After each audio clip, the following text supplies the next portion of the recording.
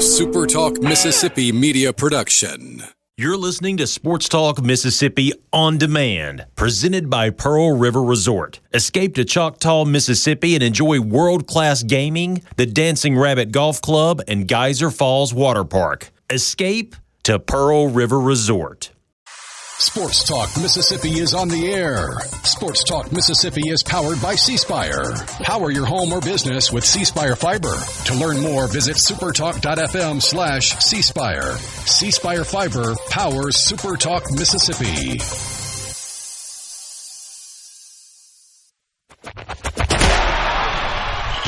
To the junction, in the Grove, and to the top. This is Sports Talk Mississippi. On your radio and in the game. Right here on Super Talk Mississippi.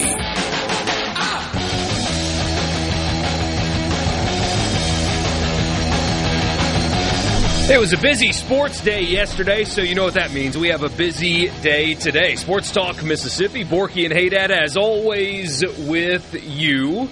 So glad that you're with us. We get, again, a lot to talk about. College baseball last night. Ole Miss and State both got wins. Midweek games, not... Southern Miss as well. Southern Miss got a win. Revenge for the Golden Eagles. And, not too much to take away from midweek games, but there is some things, so we will do that.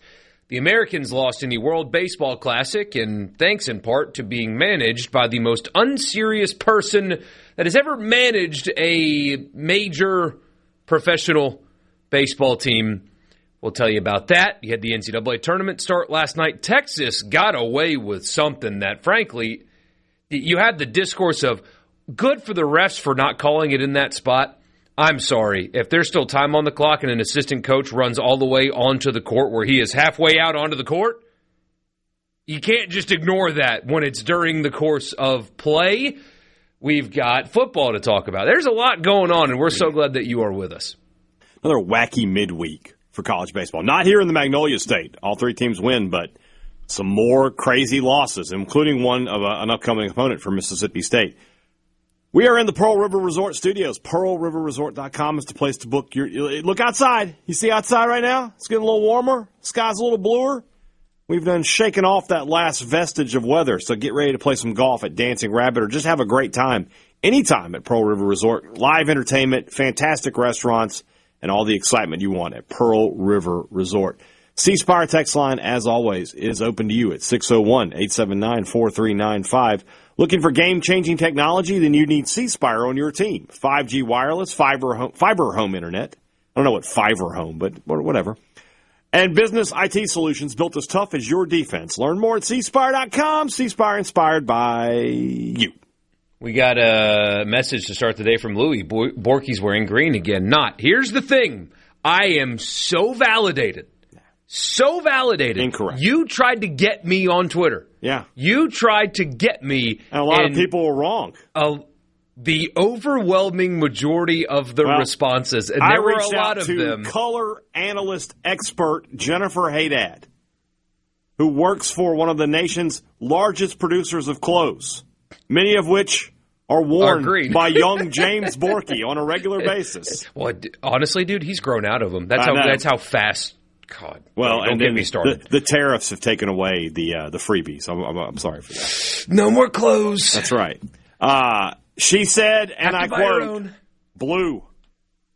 So I saw it, and her opinion carries a lot of weight. Carries a lot of weight. You tried to expose me on the Twitters. Uh-huh. Well, a bunch of people. Look, are we really going to come out and say that Twitter is the correct, that hellscape of an app is where we're going to get our information from? Coming from me, the person that says Twitter's not real life all the time. In this case, Twitter is real life. I was right. Thank you, Twitter. There you go. Tomorrow I'm going to be mean to you again. But today, I am validated. Very good. Very good.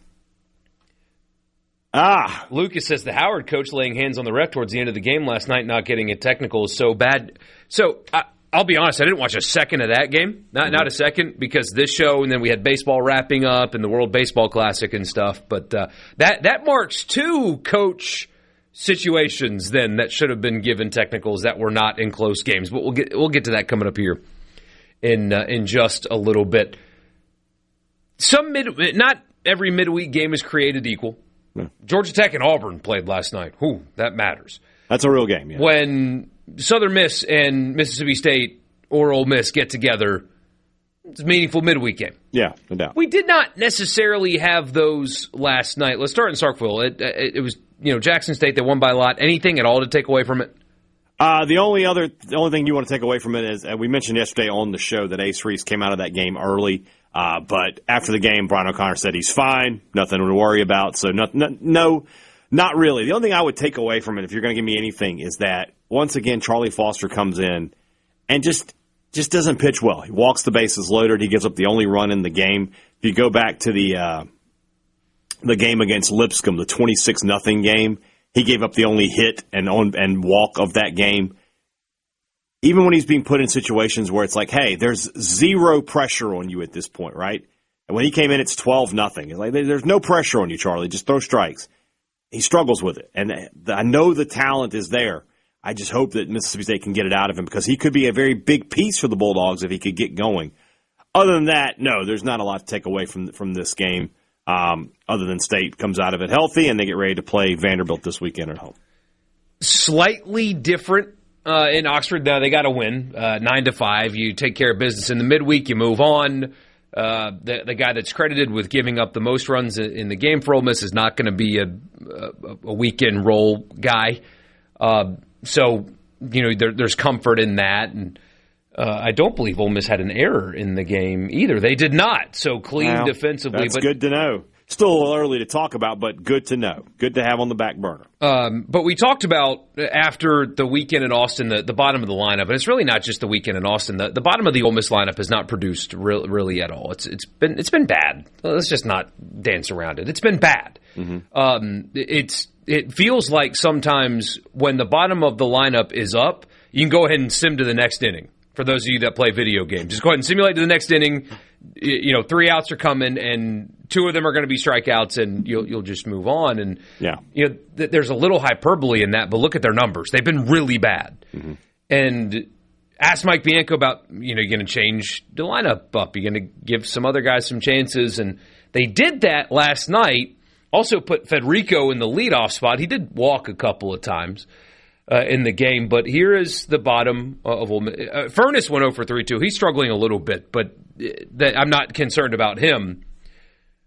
Gave Sermons a shot in left. He went 0 for 4. Randall went 0 for 2. Did walk a couple of times, but went 0 for 2. Topher Jones DH last night. He went 0 for 3.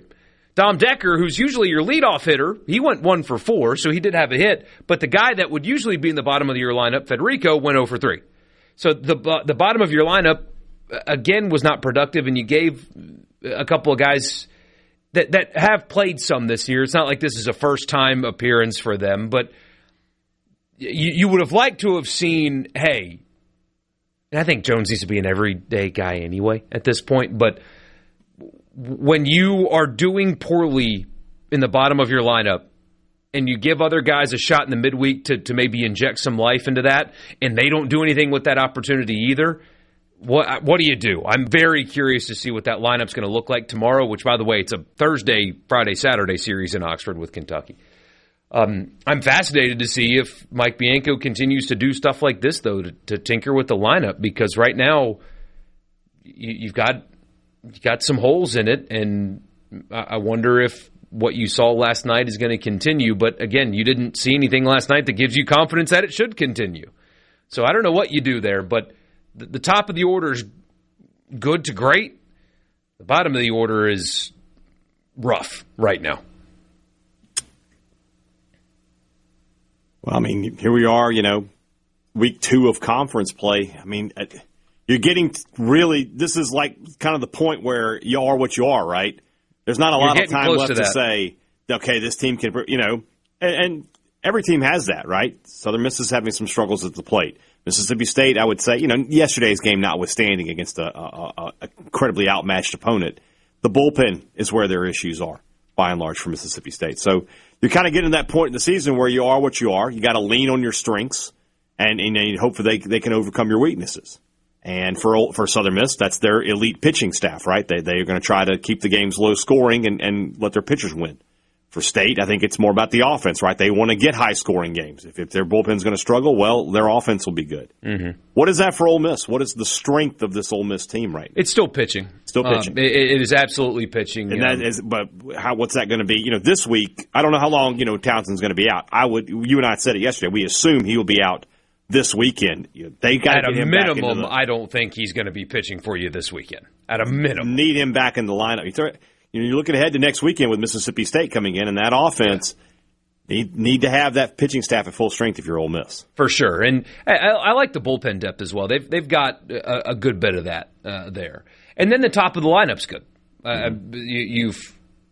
Becerra in particular has been awesome. Utermark is dangerous. I know Furness has struggled a little bit lately, but those three guys, when you see them, if you're a pitcher, there's fear in you when you're facing those three guys, and So that it's still the strength of the team, but it took a hit this past weekend, obviously. Mm-hmm. This series for Ole Miss upcoming is massive. It's going to this will tell us more, I think, than the Texas series, because you went up there, you got one, that's all you needed to do. It's a top 5 team. I know they lost last night, but it's a top 5 team. Now on your home field, frankly, these next 6 games, if you don't get 4 of them, then your outlook in terms of hosting is if at the end of week 3 you're 3-6, you're in trouble. Yeah. Sports Talk Mississippi. We'll be right back.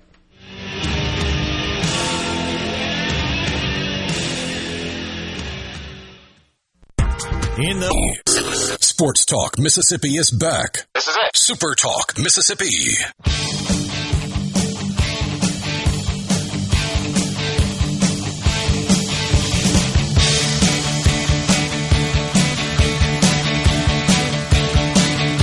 Welcome back, Sports Talk Mississippi. A few of your messages on the C Spire text line. This is from Jeremy. Texas had a hit in the first and a hit in the 9th against Tarleton State.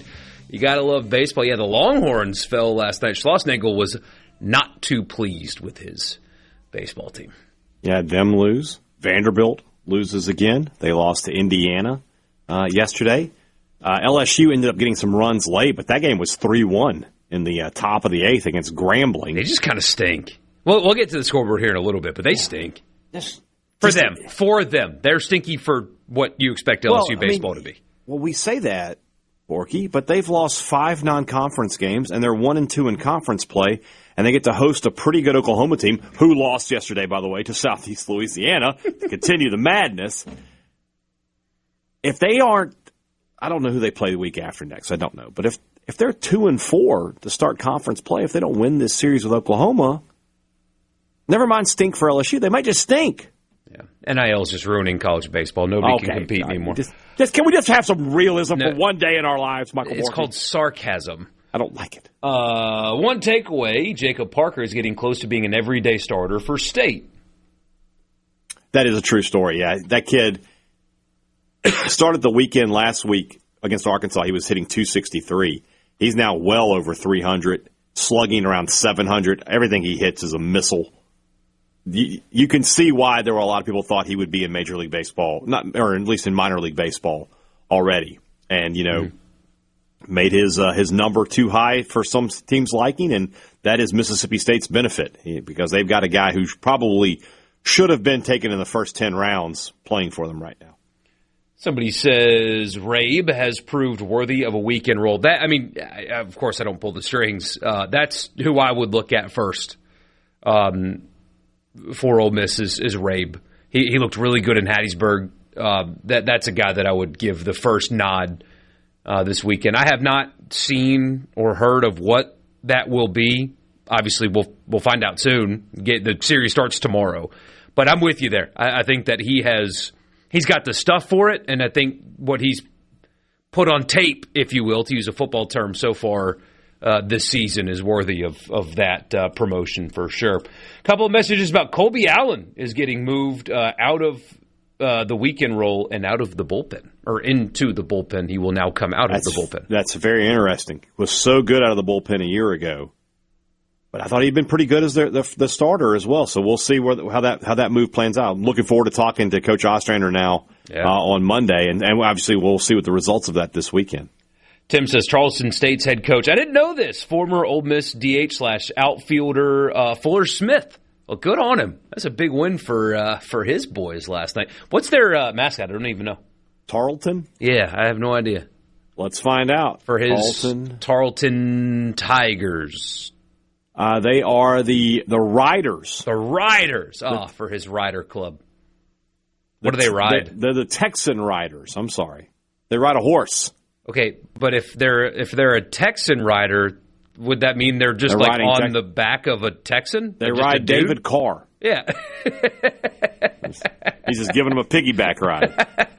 Mario Williams and Joseph Adai. They need to have an alternate jersey night like the minor leagues do. And if they're the Texan Riders, their logo needs to be a guy riding the shoulders there you go. of C.J. Stroud or something like that. Yeah, Laramie Tunsil back when he was with the he could carry a guy. I didn't know that. Vanderbilt dropping a midweek game after beating LSU. Maybe it was just two terrible teams playing last weekend. It's trending that way. If Vanderbilt comes to Starkville this weekend and loses the series, imagine if they drop all three. We never know, right? That's asking a lot, but we'll just say they lose the series. And LSU loses their series to Oklahoma, you can make a pretty strong case that that's just two not very good teams. Because at that point, Vandy would have 11 losses on March 18th. LSU in that scenario would have, I think they would have 9 losses on March 18th. Those are the kind of win-loss totals that, never mind hosting, you are on the bubble to get into the tournament at all.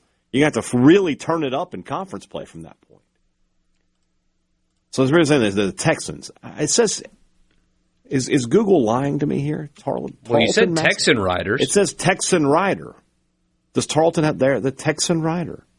What is Tarleton State's nickname? They're officially the Texans. Okay. I like Texan Riders better. Right. And their women's teams are referred to as the Texans. No way. Texanns. That's horrible. With TEX, I'm sorry, TEX, capital TEX, capital ANNS, the Texans. Prior to 1961, they were known as the Plowboys. I like that better. I got to be totally honest. Did you not wear a Tarleton Plowboy shirt? I don't know. You don't know? I'm just saying. Is Texans like an actual phrase, or did they come up with that? Because if it's a real phrase, I get it. But if that's just what they decided, that's what they decided. That's the worst thing I've ever heard. Vicksburg High School for years, like almost every high school, what was your mascot in your high school? The Mavericks. The Mavericks, right? So were the girls' team the Lady Mavericks? The Lady Mavs, yeah. Right, and we were the Lady Flashes. Vicksburg High School was the Missy Gators. They were not the Lady Gators; they were the Missy Gators. Missy Gators. I don't like that either. That makes you feel weird to say out loud. I don't know. Yeah, that's where it is. Oh man. So somebody says, question of the day, will a Mississippi team make Omaha? Stay tuned down the road. There might be a poll question, a daily poll question on the show. But right now, will one of the three make Omaha? I would say right now, yeah. Right now, the betting odds would be yes. I think so. One of the three will make it. And it's so hard to make Omaha. You probably get good odds on that. But yeah, I would take the yes right now. If you gave me $100 and said pick one. Agreed. Yeah. I would do that. If I had to bet yes or no, I would absolutely bet yes right now. Somebody says, I just hopped in the truck. Has anything been said about Ole Miss baseball and 1 for 11 with runners on base yesterday becoming more and more of a glaring stat? No, I didn't mention that stat in particular, but I did. We talked about the bottom of the lineup. I mean, they mix it up and still are just not producing. But yes, Ole Miss very bad with runners on base. They have been really all year. And you've been talking about it. They struggle to manufacture runs. They don't manufacture offense. But they get first base with one out. They can't get that guy over to third where a sac fly scores. They can't do it. They were out hit last night. They had 5 hits last night. And they had 9 runs on 5 hits? Yeah, but it helps when Becerra hits 2 home runs. I guess, yeah, but still. And he's just been awesome. Whatever he's getting paid, good call. Mm-hmm. That was a sound. You're getting return on investment on whatever his NIL/revenue sharing deal is for sure. Scores last night. Georgia had to come back to beat the Citadel, but they did 8-5. Hadad mentioned it already. Indiana, who's into the game 7-12 going into last night, beat Vanderbilt 5-1 in Nashville. Charlotte beat South Carolina 11-8. The Gamecocks are just an atrocity right now of an athletic department. I mean, they're just horrendous at all three of the main sports. If not for Don Staley, I would say that they should get relegated to the Sun Belt. That's the kind of that's they have real issues in their athletic department. Like their men's basketball team is awful. Their baseball team is awful. Their football team is middling, shall we say? I mean, not exciting in any way, shape, or form. Great. You have the best women's basketball program, and look, it gets you a lot of positive pub.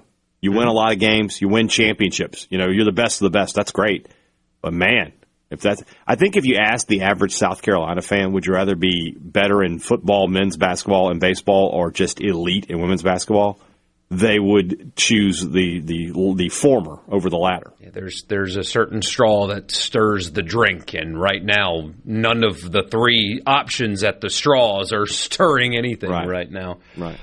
Tennessee beat Eastern Kentucky 10-3. Auburn gets a big home midweek win, 9-2 over number 3 Georgia Tech. Auburn just humming right now. They're 18-2, swept their first SEC series. Florida beat up on Stetson 10-1. Arkansas. Hey, look at Arkansas, Hog Man. Your Razorbacks are back on it. They beat 3-19 Northern Colorado 13-2. Well, they did take 2 out of 3 from Mississippi State this weekend. I know. I like picking on Hogman, though. Yeah. It's because he's such a good sport. If he wasn't a good sport, it wouldn't be fun. But Hogman's always up for it. Oklahoma got blanked by Selah last night in the ballpark that has a daiquiri bar at the ballpark. That's everywhere in Louisiana. Maybe that's where the Sooners, maybe that's why they lost. They were at the daiquiri bar pregame. It's a surprising result there. Oklahoma's been a good team. They took 2 out of 3 from A&M earlier this past weekend. Getting ready to go down and play LSU, and they just get blanked by Selah. I don't know what to make of that. A&M beat Texas State 9-6. The aforementioned Tarleton Texans beat Texas 6-1.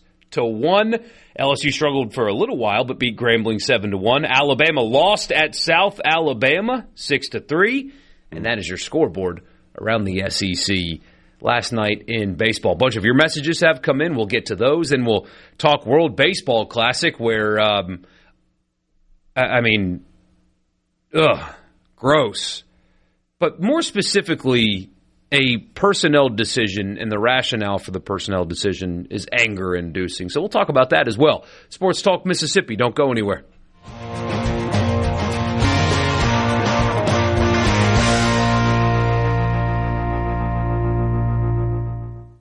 From the Seabrook during Sports Talk Mississippi.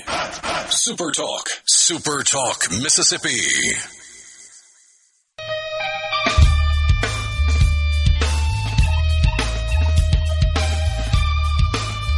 A bunch of your messages came in talking baseball on the C Spire text line. Sports Talk Mississippi. Michael Borkey. He's Brian Hadad on a Thunder and Lightning Wednesday. Coming up at 6 after 6 tonight. All of your Mississippi State takes and more. The once-a-week radio show as part of the most listened to Mississippi State podcast out there. That's right. And it ain't close either. All right, now, no, it's not. Feels good. Who should be the first arm out of Mississippi State's bullpen? We get on the text line. Yeah, it's such a subjective question, right? What's the score? You're talking about a close game? We're talking about where are we? Are you talking about in a close game? Who's the first arm I want out of the bullpen? High leverage situation. What inning? 7th. Jack Gleason. Jack Gleason has probably been the most consistent guy, week in, week out. And then, get into Ben Davis, get into Maddox Webb. I think Maddox Miller is going to continue to improve and get better and better. He can be a guy that you can bring out there. But yeah, probably Jack Gleason would be my answer for that right now. Somebody says the year Ole Miss beat Southern Miss and went on to the World Series. Weren't they about the 64th team to get into the tournament? Yeah, they were. Last team in to last team standing, Mike Monaco on the call. Great call. Mm-hmm. That's not the norm, though. There's a reason you remember that fact. The best way to get to Omaha is the path of least resistance. The path of least resistance exists in your home stadium. That's why we talk about hosting so much. You are far more likely to make Omaha if you host a regional and or a super regional. For a lot of reasons. It's easier opponents, obviously on your home field, etc. So yeah, look, I mean, if they make the tournament, anything could happen because that's how tournaments work. But there's a reason that we talk about teams in the context of where they are in terms of hosting if they can get there. Mm-hmm. Because that's the far more likely result in a season is if 100%. Anyway. Yeah. So that's why we do that. 100%. Yeah. And coaches would tell you that too. They're like, it's much easier to win when you're playing every game before Omaha at home. That Ole Miss team is one of the great anomalies of college sports to win all of those games on the road like that. I mean, and be what's funny, though, basically the last at-large in to finish number one. It may never happen again. But what's funny about it, and that certainly does not happen in college basketball. No. You can cut every tournament field in half and not eliminate a national champion. All of them, literally all of them. Cut them in half, you'll never eliminate a national champion. That team was talent. Like, usually when you're talking about the last team into a tournament or like the lowest seed or whatever, they're not the most talented team. That Ole Miss team was one of the 5 or 10 most talented teams in the country. They were number one in the nation at one point, were they not? When they played Tennessee, were they not the number one team in the nation? And then just nosedived for a little while. Yeah. About a month of horrible baseball. Remember the 2020 season ended. They were number one in the nation when the season ended. Mm-hmm. They brought back a ton of those guys, and they were like, all right, just off and running. And you thought this was going to be one of Bianca's best teams. And then for 2.5 months, it was one of his worst teams. And then it became his greatest team ever because they won the national title. Louis wants to know, do coaches even teach/emphasize hitting to all fields? Ole Miss's right-handed hitters couldn't hit to right field to move a runner from second to third if their lives depended on it. There has been a lot of conversation about approach. Look, I didn't play college baseball or pro baseball. I didn't coach. So the people that did will know better about this than me. But it does feel like watching Ole Miss, and it's they had a good year last year, although they got bounced in their own regional, but it wasn't the offense's fault. But the approach appears to be like a feast or famine, almost like a Major League Baseball 3-outcome approach. Mm-hmm. If you go back, kind of what it feels like, and they don't move runners over. That's why they won Friday, the rare night where they just slapped singles around the ballpark, moved runners over, kept innings going. They strike out way too much, and it feels like every approach at the plate, the guy's trying to hit the ball over the fence. And if he doesn't, he's going to strike out. And I know it's a little bit more nuanced than that, but enough smart baseball people have said that for me to kind of believe it. So if you go back and listen to my interview with O'Connor, or I think it was 2 weeks ago after the Lipscomb series, he talked about how he was disappointed in a couple of times where they had runners on second and third and they couldn't put the ball to the right side of the infield to move the runners. So pretty obvious in that conversation that O'Connor and Kevin McMullen, Mississippi State's hitting coach, are going to talk about hitting the ball to the opposite field when you've got a runner trying to move him into scoring position. So I think the answer to your question, Louis, is yes. That is something that coaches talk about. They don't want everybody to be a pull hitter and just try to yank it out of the ballpark. There are sometimes you've got to be able to go the other way, and I think that the coaches are working on that. Last night, you had a moment, or what should have been a moment anyway. Bottom 8, 2 out, Bryce Harper up, United States down 2-0 to Venezuela, runner on first. It sounded a little bit like this. Harper sends a fly ball to deep center field. Better late than never. Bryce Harper has tied the championship.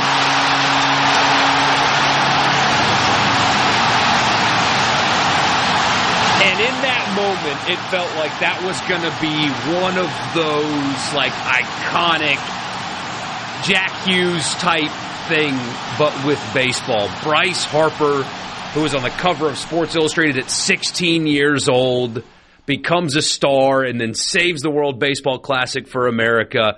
He did everything he could. He had 2 hits last night of the 3 for the United States. He tied the game at 2 in the bottom of the 8th, but the Americans could not keep Venezuela off the board in the top of the 9th. Whitlock just did not have it, and ultimately the United States lost to Venezuela 3-2 in the World Baseball Classic. Did you watch last night? I got home and watched the final couple innings, yeah. It was a fun watch, generally speaking. High stakes, a crowd that felt like it was about 50-50, which drives me nuts, but whatever. That's a conversation maybe for Mornings with Richard Cross. Oh, well, no, when he hit that home run, that crowd was pretty American. They did show on the B-roll when they were showing fans. There were people in Venezuela jerseys jumping up and down cheering. Because it's a moment. You know why? Cheering. You know why? Because they're probably Americans, but they're Venezuelan by exactly ancestors, why. And they're like, look, this is still exactly cool. Why. Yeah. But it was a good watch. Like I enjoyed watching it. The stress of it all, the magnitude of it all, felt big, felt important. But here's the rub. Here's the issue. Here's what bothers me. Venezuela last night, through their closer, Palencia, and they said on the broadcast that he had thrown the night before, and his major league club told Venezuela, please don't pitch him again, basically. We're like, we don't want him pitching again. Right. And you know what he and what the manager of Venezuela said? Okay, yeah, sure. Yeah, we won't pitch him. And then they get a lead, and the game is tied. They bring him in, and he slams the door. They win the game. Because winning that game for his country, for their country, mattered more than what his big league club said. Right? And then you get this last night. Mason Miller did not pitch for the Americans last night. Mm-hmm. Mason Miller is the guy that has that breaking ball that does not drop out of the zone until like 6 inches before it gets to home plate. He's a freak of nature. Man. He's an electric factory. He didn't pitch last night. Mark DeRosa, the manager, was asked, why not? Especially after you tie the game in the 8th. Why isn't Mason Miller the guy that you go to? Here's his quote. Honoring the Padres. Had we taken the lead, he was coming in, but I wasn't going to bring him into a tie game. Mr. DeRosa, you were the home team. Did you take in the lead in the 9th? The game's over. The game's over. But that tells you all you need to know well, this is twice now. About why the Americans lost, though. That's why they lost. This is twice now that he has said something and you're like, hey, wait. What you're saying doesn't make any sense. Doesn't make any sense. He won't be the Team USA manager. You can't have it. It'll be you've got to get an actual manager. You got to get somebody out of MLB or maybe a college coach. I don't know. Somebody else who has sat at the head of the dugout and made these decisions has got to be that guy. This is our national pastime, and now we've lost 2 of these in a row. It's ridiculous. Forget my language. Earmuffs if you have kids in the car. Earmuffs. Oh God. What's he going to say? Just want to be careful. It's after school time. Honoring the Padres. Screw the Padres. Okay, that wasn't that bad. But what are we talking about honoring the Padres? First off, as a Giants fan, yes. Yes. Screw the Padres. Honoring the Padres? And the Dodgers while we're at it. How about you honor the country that you're playing for? Yeah. You can't give your best pitcher 3 outs in the 9th to prolong the game? To give your offense, which was supposed to be the best offense ever assembled, a chance to score 1 run in the 9th and win the game and win the World Baseball Classic for America? Instead, your mind is, I need to honor the Padres? That is why you lost last night, because Venezuela didn't care. The only thing they cared about was winning for our country. That's all they cared about. The Americans could take a page out of that book. Forget the Padres. Forget everything else. Win for your country. Until they adopt that mindset, they're going to keep losing this thing. We'll be back. From the Venable Glass Sports Talk Mississippi. Boom! Are you ready for some football? On SuperTalk Mississippi.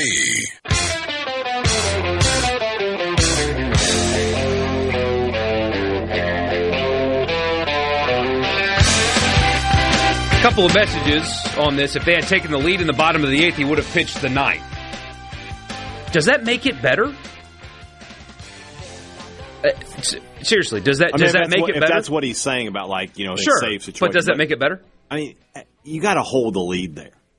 Or you got to hold the game tied. Yes. Give yourself a chance to come up in the 9th to take the win. Just yeah. And look, if he doesn't pitch in the 10th, is it any different? Let's say that they had the lead and they bring him out in the 9th to pitch, right? And he pitches three outs, okay? Mm-hmm. Versus it's still tied. They bring him in and he gets 3 outs, and then you go to the bottom of the 9th and win the game. There's no difference. There's no difference. And continue. We'll go a step further. You tell him, look, you're getting 1 inning. The Padres told us try to keep it in a safe situation. You get 1 inning here. So you go out, you pitch, and then you go to the 10th. Well, you didn't get the win. So we got to play another inning. Just don't pitch him there. You could easily have just let him pitch an inning there. Could have done it. Or just whatever it takes. Don't tell me, and this is what's frustrating about stuff like this, is don't tell me how much it matters and how much you care. And who was it that said it was bigger than the World Series? Judge. It was Judge that said that. Don't say all of those things. And Jeter called him out on that. I don't know if you saw that. I did, which was funny, I mean, that's the difference between a guy who's won multiple World Series and knows what it means versus a guy who's never won one. But don't say all those things, and then don't fire all of your strongest arrows out of your quiver, and then tell me you did it to honor the Padres. Does it matter or not? Because if it matters, I don't care about what the Padres think. If it matters, you do what Venezuela does and go back to the Cubs and say, sorry. Yeah. You told me not to pitch him 2 days in a row? What are we going to do now? Sorry. Yeah. I'm going to do it. So you can, whatever. You can tell me not to, but he's going to pitch. Venezuela just told the Cubs, no hablen gays. Seriously. We had a miscommunication. And, not to make it about hockey, but would Jack Hughes have ever come... Would the hockey players have ever told the Minnesota Wild, yeah, we won't play our guy. We won't play him. And, we're in the middle of the season because the Olympics, by the way, are in the middle of the season. Right. Players took time off to go play in the Olympics and then came back and played. We're not going to play these guys. Oh, Hellebuck, gosh. I mean, I know he's the best goalie in the world. But we won't play him because we know that, you guys have a playoff push coming up that he needs to be ready for. They wouldn't have dared do that. No, I don't think so. So why are the baseball guys doing that? Yeah. You want to tell me it matters? Then act like it matters. That's something we've got to, and that's the problem when you play pro guys. And look, I want to play the pro guys, right? Because those are the best players, and they give you the best games. But there's millions of dollars on the line for these franchises that are sending you their guys right before the season starts. They're gonna try to get invested in it. So it just is what it is. Especially this is just the reality, guys. Beating America matters. Venezuela would have been proud and they would have been crying and all that stuff regardless of who they beat if it was Canada or the United States. But those guys want to beat the United States more. Mm-hmm. The most powerful nation in the world. When you have people that wear the jersey opposite of you, they want to beat you a little bit more. Well, what's a sweeter win in college football? Beating Georgia or beating Arkansas? Yeah. Oh, why with Hogman? Why? Why'd you do that to him? Hogman. I'm sorry. You just hurt him. I'm sorry. He didn't do anything to you. I'm sorry. I didn't mean to. I really didn't mean to that time. I did not mean to. As soon as you said, I didn't mean to. You said, I was like, he just hit him again. I didn't mean to. I swear. But I get your point. Yeah. Yeah. So we shall see. World Cup coming up this summer. Hopefully we don't. Make sure that Pulisic doesn't play much because Pulisic comes out in the 70th minute when we're winning. I wanted to honor AC Milan. Yeah. I will jump through the glass in this studio. Literally, I'll be like, "Hi, everyone. Brian Hadad here for Sports Talk Mississippi. Michael Borkey jumped off the Mississippi River Bridge today. He's had enough. If that happens during the game that is live during this show, I will destroy the beautiful studio that they built here. I'll destroy it. I won't be able to control myself. I will full-on Office Space. I'm almost rooting for it just to watch it happen. It'd be funny. Yeah, and there's another pitcher that, pitched one game, but got a spring training start, though. He left, and, I didn't want to leave, but soft, man. Yeah. Do you care about playing for your country or not? If you do, you go all in. And if you don't... I'm more surprised that Tarek Skubal is American than anything else to be told with the name there. So. But, and then he keeps doing interviews about, No, are you in or are you out? Yeah. If you're in, be in. And if you're not, if you want to protect... you're in a contract year or whatever. I get that. But don't dip your toes in, man. Dive in or stay out of the pool. Because Venezuela cared more last night. Also, Lucas, to your text, Aaron Judge strikes out too much in big spots. Sports Talk Mississippi. Sorry, Richard, if you're listening, but your superstar ain't real much of a superstar when it matters the most. We'll be back after the news. Your Sports Talk Mississippi, your new home for exclusive sports coverage here in the Magnolia State. Let me put it to you this way. Right here on Super Talk Mississippi.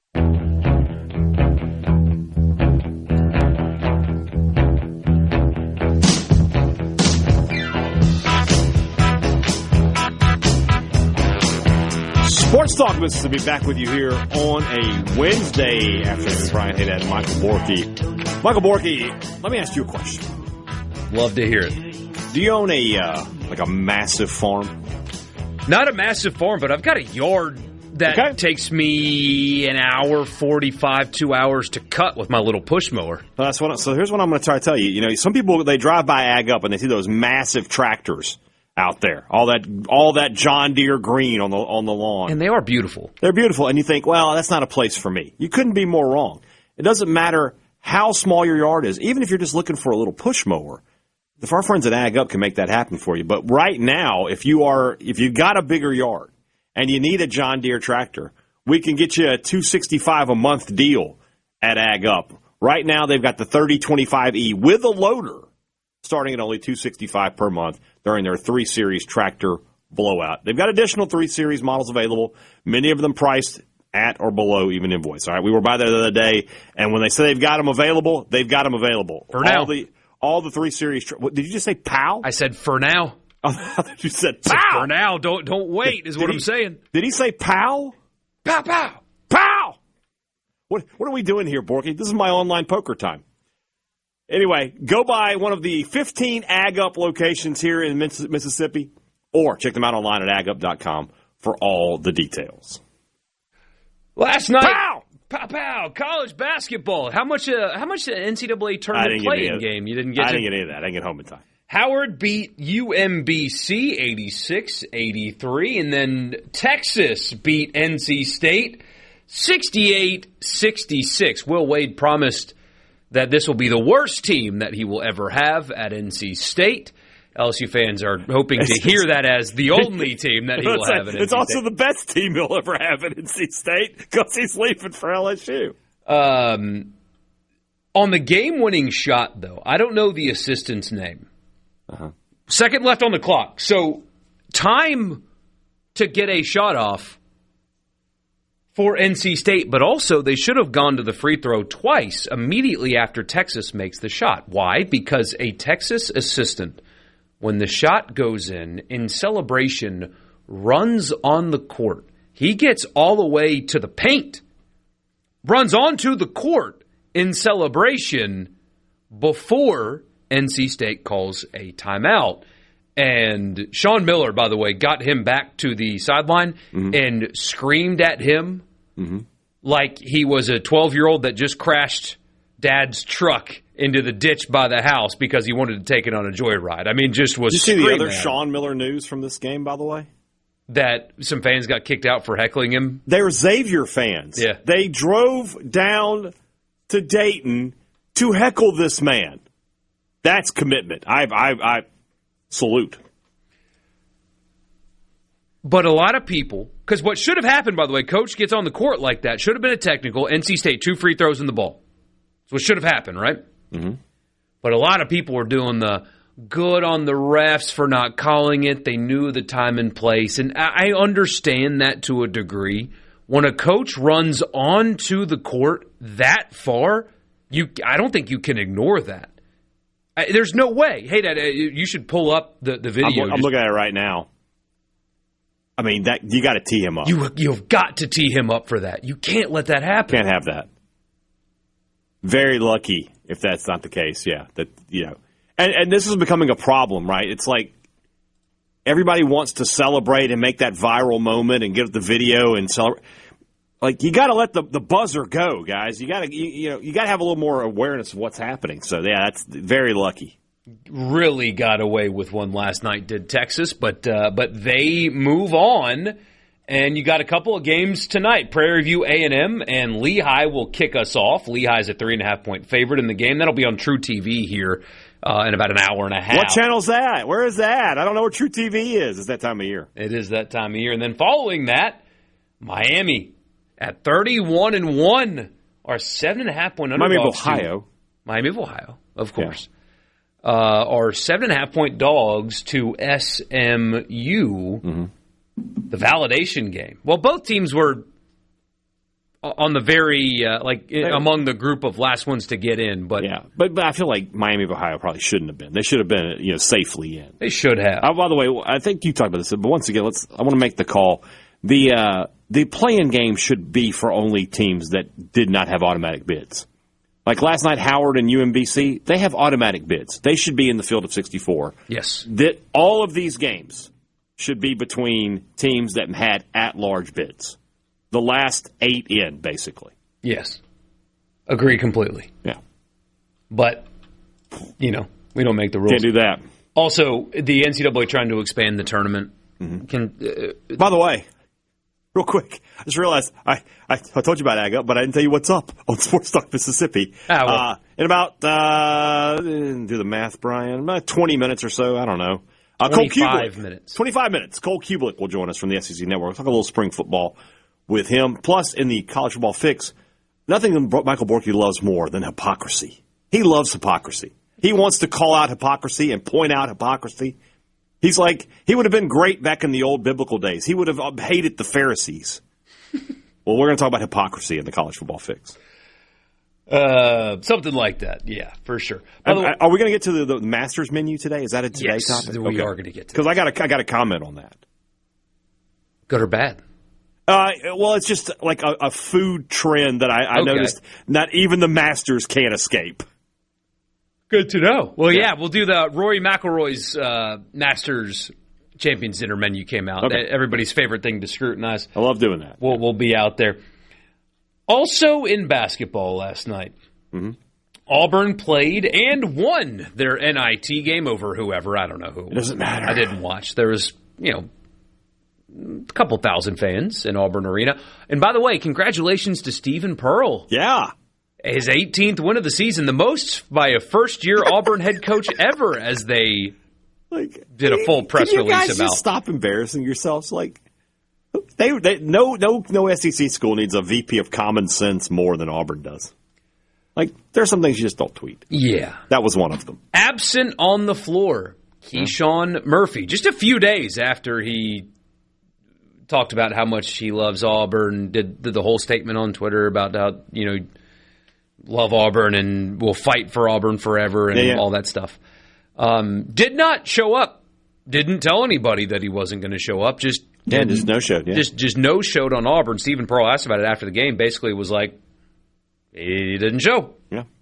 I don't know what to tell you. He didn't show, and I haven't talked to him. So I took some heat on Twitter about this, and because I tweeted it with, a tiger doesn't change his stripes. I mean, this is not good the first pun, time. By the way. The script kind of wrote itself for me there. But this is not the first time.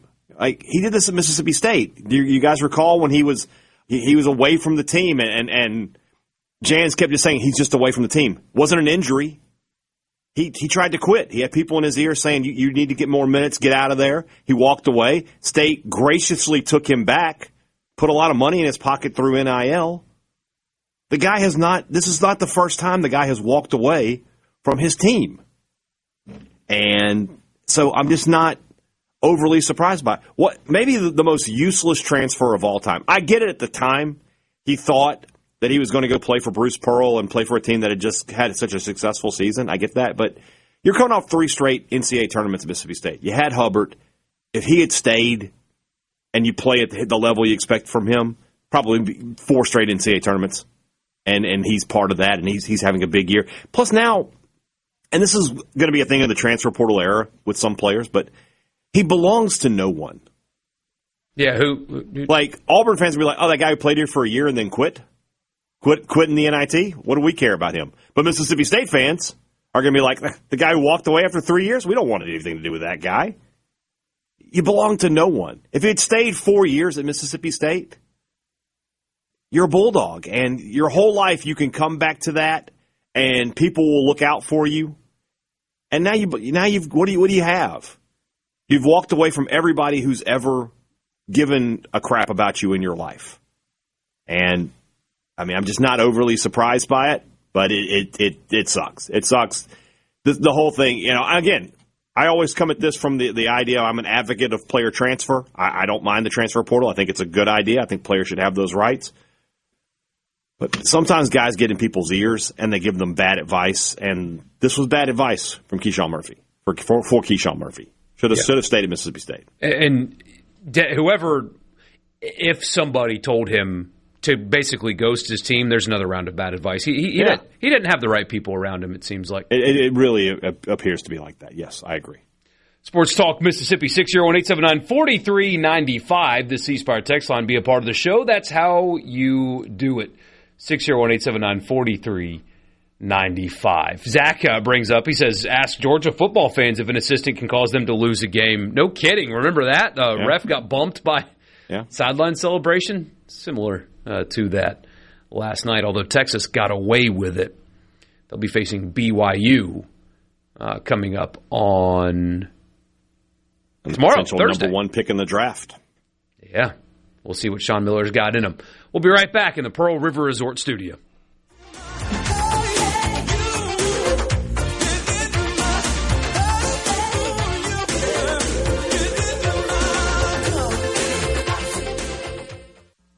From the Venable Sports Talk Mississippi is brought to you by Covington County Hospital in Collins, where your health matters. This is a place for crazy people. If it's sports in Mississippi, you'll hear about it here. Sports Talk Mississippi on SuperTalk Mississippi.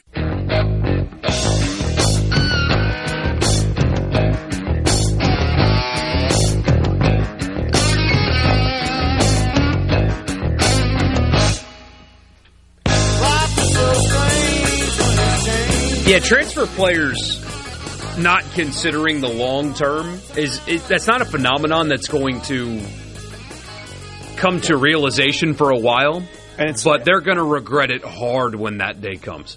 It's one of those things too. It's like you think about recruiting, right? And you'll see like 3 5-star guys all commit to Alabama playing the same position. Like, guys, only one of you is going to play.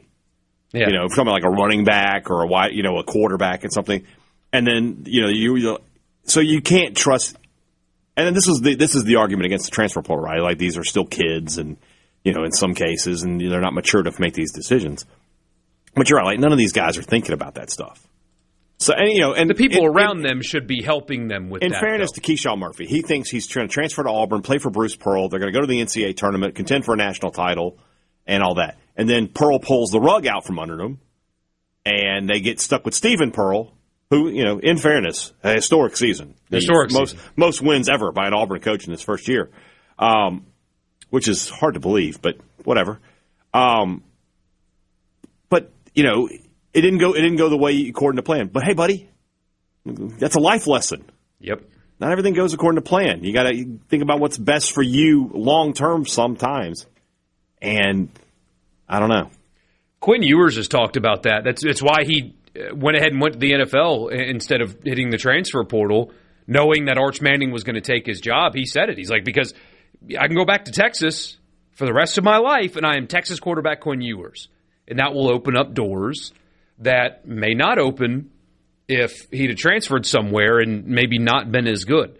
I mean, there are a lot of former Ole Miss players that I know, and this applies to every school, of course. It's not unique to Ole Miss necessarily, but guys that were not even great players, they just played, that have the jobs that they have because they played football at Ole Miss. And then the connection to that, somebody's hiring, and they're like, wait a minute, I recognize John Smith.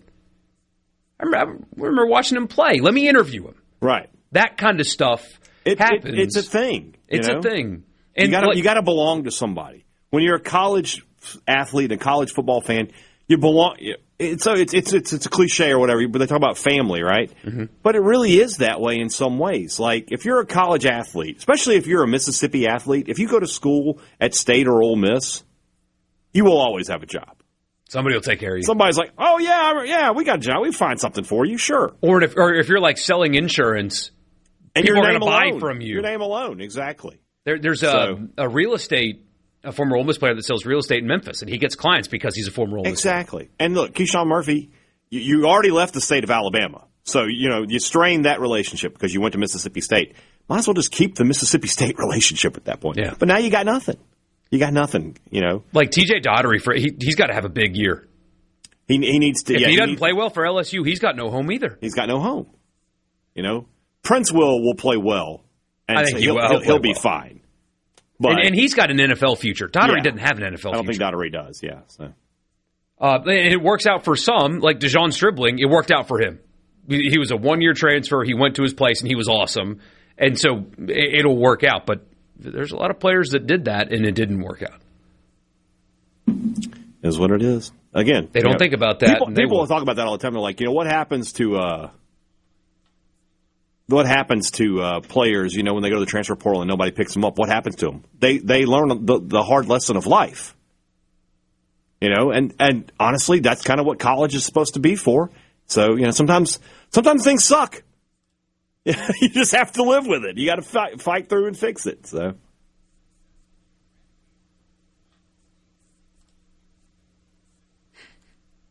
(601) 879-4395. Somebody says, I think y'all missed the graphic on Stephen Pearl. It wasn't the most wins by an Auburn coach in their first year at Auburn. It was the most wins by an Auburn coach in their first year of being a head coach. Ah, okay. He says that's two different things. Makes it even more embarrassing that they put it on the graphic. I didn't see the fine print on that one. Auburn put out like a social media blitz trying to get their way into the NCAA tournament. It was bad. And it was really, really sad. And then they don't get in, and it's like, how can we make it worse? How can we make people make fun of us even harder? This is a thing they say about a Premier League team, but I'll change it. Why argue with an Auburn fan when you can just wait? You can just wait. They'll do something that makes your life easier like that. It's a good point here. There's Jalen Hurts, claimed by 2 schools. When you win, you can get that. Yeah. He was good at both. And, and his departure is so different, right? Because he was the quarterback, and then he got beaten out by a guy that, was an elite talent in college. Yeah. And everybody understood why he was leaving, right? He wanted to continue to play football. They understood. And he went to a place where the only time they would have seen each other was in the playoff, right? Alabama could have played Oklahoma in that playoff that year. They ended up not doing it, but obviously he didn't stay in the SEC. I've talked about that with Hubbard. People have said you think he would transfer, and I don't think he will transfer. But if Hubbard wants to transfer, you got to go to the ACC or the Big 12 or something. You can't go to Kentucky. You can't go somewhere where Mississippi State fans ever have to see you again. Yeah. You gotta respect that in some ways. I thought Hurts did that. He did. TJ Finley is a refugee. Yeah. This cracked me up. Our friend at Foyaball, who I'll have him on the show soon because he's carved out a fun little college football niche. And he will FOIA, Freedom of Information Act, request funny things from college football programs. Like last year we learned Ole Miss spent more on fireworks than any team in the country. Mm-hmm. They had an extra home game and then also the playoff game, so that was a big factor in that is they had 2 more games than everybody, or at least 1 more game than everybody. But Ole Miss spent the most on fireworks last year than anybody. He did the balloon budget story, that kind of stuff. He FOIA'd Keith Carter's emails about up until the end of the Lane Kiffin saga when it was up in the air whether or not Kiffin would get to coach in the playoff. Right. All of the emails were, fire him right now, get him out of here, like all that stuff. And then also like in support of the decision to not let him coach. Except for literally one. I'm going to read the email to you. You tell me if this was written by a real Ole Miss fan. Because I am, I don't know if I can say the movie title, but the 3-finger thing, the Brad Pitt movie, where he does the 3 the wrong way, and that's how he exposes himself as an undercover. Oh, yeah. Yeah. Yes. Okay. Yes. That's what this is. That. I don't believe that this is a real Ole Miss fan. Here's an email written to Keith Carter. Borkey at SuperTalk.fm. Good morning. Let's finish what we started. Banning. I can already tell it's not a real Ole Miss fan. I may have sent this. Banning Lane Kiffin from coaching in the college football playoff is a disgrace. You should all lose your jobs for even considering it. I have a daughter who goes to Ole Miss. She's in her last year. We all have become fans of the program and attended many games in Oxford and even the Peach Bowl win versus Penn State. I'm telling you, if you don't allow Lane to coach, we will never spend another dollar on anything related to Ole Miss or the state of Mississippi, period. We won't send another family member there. None of us will come back. The guy received a promotion to go to a better program, and you guys create some fake arbitrary due date that the decision may be made by. Shame on you. No Ole Miss fan would ever admit that LSU was a better program. Never. But never in a million years. How about letting him finish all the games and then let the decision be made public? We've been to games in Oxford. We rushed the field, and Ole Miss beat Jaden Daniels and the Tigers a few years ago. This guy made the joke I was about to make on the Fire Text line. Go ahead, though. We were there when we beat Georgia. Drop the ego. You're not hurting Lane with the decision. You're hurting the alumni, the students, and the fans, as well as the team. Well, here's the thing. It only hurt Lane, and then the fans and the team ended up winning playoff games. That is the end of the email. That email came from Kane Liffin at hotmail.com. Likely. Never mind. It would be Kane Liffin 69 at hotmail.com. No question. It is more likely that email was written by a member of the Kiffin family than an Ole Miss fan that was upset with the decision. Yeah, 100%. Like, if you were to do Vegas odds of who wrote that email, Lane Kiffin himself should be on the board. Yes. Landry Kiffin should be on the board. That would be my bet. Knox Kiffin could be on the board. I don't know if you got a much better. You would have better odds that I wrote that email than a real Ole Miss than a real Ole Miss fan. All right, 3-year Letterman could be on the board. Absolutely. Was it Richard Steele, college basketball reporter, whatever his name is? You know what I'm talking about. WGN News. Yeah, those are all options. No actual Ole Miss fan wrote that email. Landry should be the betting favorite. That if you gave me if you told me to bet $100 on one, that's I'll give you 4-1 on her.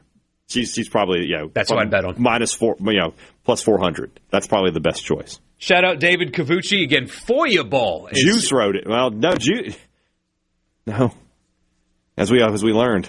Oh yeah, proof of life in Baton Rouge, right? Or not so much. Pete Nokos wrote that. There it is. Cole Cubelic will join us when we come back.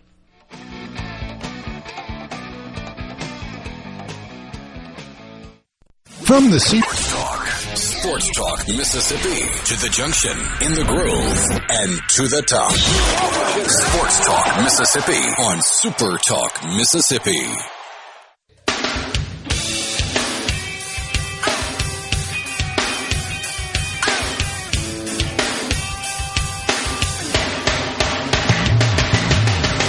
Sports Talk Mississippi. Brian Hadad and Michael Borkey here with you on a Wednesday afternoon. We are experiencing some. No, we're not. Apparently, we're not. There he is. We're good. We're good. Don't worry. We got to figure it out. You never know. Richard left Cole, and we just have all sorts of issues. But Cole Cubelic is here on the Farm Bureau guest line. Check out favorites.com and go with the home team. Cole, last year you came on with us and you kind of lamented the fact that SEC spring games were not happening, and it cut into your ability to research teams and prepare for the upcoming season. Have you had a chance to talk to some of the teams around the conference? Are we going to see some spring games now that this second portal window is gone? Can you say that again, Brian? I lost you for just a second about talking to coaches about something. Yeah, have you had a chance to talk to some coaches or some programs about spring games? Are we going to have spring games this year?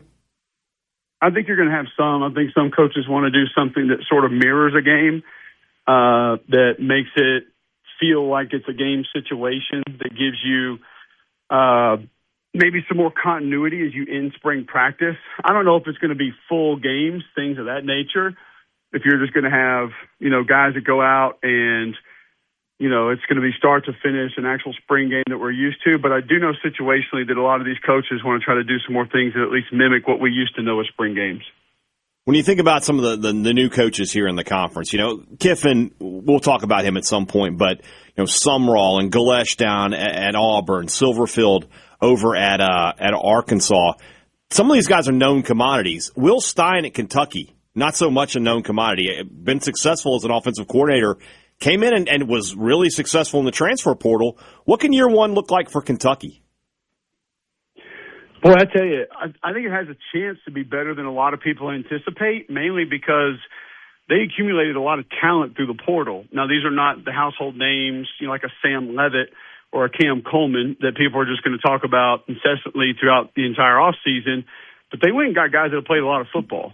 And if they can find a way to build some of that continuity that I just referenced, get guys on the same page, I think that experience will pay off and help. It's a system that we know works. But here's the problem, Brian. We don't know. We don't know what he is as a head coach. We definitely don't know what he's going to be as a head coach in the Southeastern Conference. And obviously, this is a league that can gobble you up. I mean, that pressure can hit quick. That can be problematic in a hurry.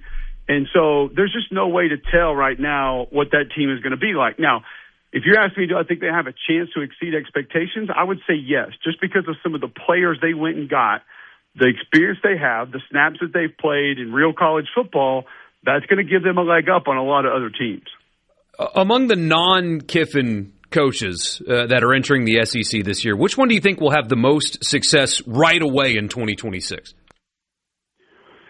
Right now, I would give you John Sumrall because I look at that roster. And you went and got Eric Singleton from Auburn, who had a letdown season, but was an absolute dynamo at Georgia Tech a couple of years ago. You pair him back up with Buster Faulkner, his offensive coordinator that knew how to use him, obviously went out there and put his talents on full display and was able to go out there and let him just be a real playmaker for him on a consistent basis. Now, we don't know if Aaron Filo is going to be the guy, but if he is at quarterback, he's been in that system. That gives you a leg up. And you're going to be able to ride Jaden Baugh at tailback. You have Dallas Wilson outside at wide receiver. So just the talent that they have on that side of the football, him being defensive mind with some talent that they have back on defense, I think Florida probably, if you're asking me, who are we sitting here at the end of the football season in the SEC for the new coaches talking about, man, they did more than we thought they were going to do? It's tough for me to say Ryan Silverfield right now. Because that roster just is a lot of unknowns. There's a lot of uncertainty there. I like Ryan. I think he's going to be a good coach. I think he's going to find a way to get some wins that people don't anticipate. I think Golish will do good things at Auburn. But for this particular year, you're going on roster, you're going on talent. Plus, I just think John Sumrall is that guy. I think he's going to have success wherever he goes. I'm a massive fan of his. I think he's a hell of a coach. I think he's a winner. And that would probably be my pick for the team that exceeds most of the expectations this upcoming season. Chambliss, Lacey, defensively a lot of talent returning to Oxford, but obviously no Lane Kiffin. Are people going to overrate or underrate Ole Miss coming into this season? Underrate, and I don't know if that's one that you were including there. Like I didn't really throw Pete in that category because the guy's coached 2 playoff games. Right. So I don't really put him in the new coach category. One, he's obviously been in Oxford, been at Ole Miss. 2, he's been the head coach in 2 of the biggest games in school history. Like, it's an odd situation still. I mean, yes, we know that. We get that. But at the same time, I mean, he's a guy that I think you look at and say, the defense is going to be right. You got some guys back up front like Will Eccles that really probably don't get enough credit for what they did a season ago. You're going to be able to ride Keywan Lacey, who is still, I mean, he's a top 5 running back in college football and probably doesn't get the credit that he deserves. He is a game breaker. He is an explosive playmaker. And then you got a quarterback that, won playoff games for you, that has put the team on his back, that can be a guy that goes out there and takes over games. I have some questions about the offensive line. Obviously, offensive system I think is good, but it's still going to be different, and that has to give you mild concerns, not to mention it'll be the second consecutive year that a lot of talent does leave. I mean, this is where little things like a guy like Daquan Wright starts to come back in, somebody that not a lot of people would talk about, not a lot of people would spend time on, but is a guy that just did so many little things, was an attitude guy, dirty work guy, hard hat guy. And, it's one of those things with like Texas that I talk about. People look at Texas and they're like, oh, they're going to win all their games. They're going to beat people by 25. They're going to win a national title. And I'm like, well, who are the Gunnar Helms? Who are the Jake Majors? Like, who are the Jade Barons? The guys that have been there for 4 and 5 years, that it means the world to them. They're going to hold other guys accountable. They're going to do everything they need to do to help the team win, help the program succeed. I don't know who all those guys are right now, and you got to have some of those guys. So, but I will say nationally, regionally, from a conference standpoint, I don't think Ole Miss will be getting the credit that I believe they deserve going into this season. They return, as you know, guard, center, guard on the offensive line, replacing both of their tackles, one of which didn't give up a sack in all 15 games he played last season. How difficult is it going to be to replace Pounds and Williams at tackle? I mean, I don't really know how to explain this where people are going to be okay with it, but some of it's going to depend on how the new system operates, because last year the system was not one that relied heavily on the offensive line holding up for a long period of time. So it is one that can be circumvented to an extent. It is one that can be worked around. It is one that formationally it helps you. The pace helps you. The type of plays help you, be it quick throws, get the ball out fast, read plays, option plays. It was an offense that was designed to make the defense wrong on a consistent basis. That helps the offensive line. That makes teams guess. That makes teams defend multiple things. Those all work to your advantage. So I'm nothing against the individual players, Brian, but I don't think it's that big of a task. I don't think that you look at this and say, this is Auburn losing a Greg Robinson, or when we had other great tackles in this league, this is not Laramie Tunsil being gone from Ole Miss. So I don't think it'll be that bad. And especially if Luke Haas and the new tight ends come in and give them as good a reps as they've had at that position before, then all of a sudden it will be even less of an issue. Couple of minutes left here with our friend Cole Cubelic from ESPN, SEC Network, and, of course, Jocks with McElroy and Cube in the morning. Cole, Mississippi State from 2 wins to 5 wins in Jeff Lebby's second year. When you look at it from that perspective, that's a big jump. If you're somebody like me who watched every game and you saw some of the little mistakes they made, I have concern. What kind of jump can Mississippi State make in year 3 of Jeff Lebby? They can make a really nice jump. Now, a lot of that's going to be on Kamario Taylor, and it's not going to be on does he have the talent, does he have the ability, is he capable? It's going to be on the little things. Can he operate the offense consistently? Can he be somebody who understands when to throw the ball away, when to tuck the ball and run, when to hand the football off, when he needs to run the football? I mean, the decision-making is going to be on point because that's a lot of what that offense is predicated with. You have to see it quickly. You have to make that decision in a hurry, and usually it's going to be there, and if you can go out and execute it, you're going to be able to find yards. I am concerned about the wear and tear of that football team, because now you're taking an offense that's going to go light speed, and then all of a sudden you're going to put it on a defense that is just overly aggressive, which, listen, I'm a fan. I'm a fan of the guy. I'm a fan of the style. I'm a fan of all of it. But when you put those two together, we haven't seen a lot of teams operate like that, work like that. And everybody has depth problems right now. Everybody. Bama, Ohio State, Georgia, nobody has the depth that they want or need. Not Texas, none of them. So when you're playing that style of ball on both sides, and it's just a rapid, furious pace of play at both lines of scrimmage, I wonder how you're going to hold up long term. And it's something I look at and say, because of that, will they be able to extend the way that I think they have a chance to? I think depth is probably the only thing that can hold them back, because you have a lot of other things in place. You have playmakers at wideout. The system's now been in place for a couple of years on offense. You have a guy that should be comfortable running it, that can make plays. But my only concern of them not taking a big step forward is going to be depth and going to be reps and snap count on certain players. It's always awesome to talk college football, especially with somebody who knows it as much as Cole Cubelic. Cole, really appreciate you, man. We'll talk to you again soon. Appreciate you guys having me. Cole Cubelic joined us on the Farm Bureau guest line. Check out favorites.com. Great interview, Brian. And go with that's the first time the tables have turned like that, though. It's normally the other way around.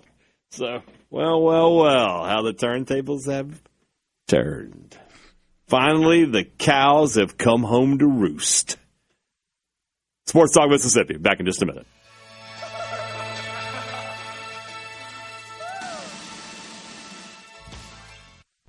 From the Sports Talk Mississippi. Sports. On your radio and in the game. Super Talk Mississippi.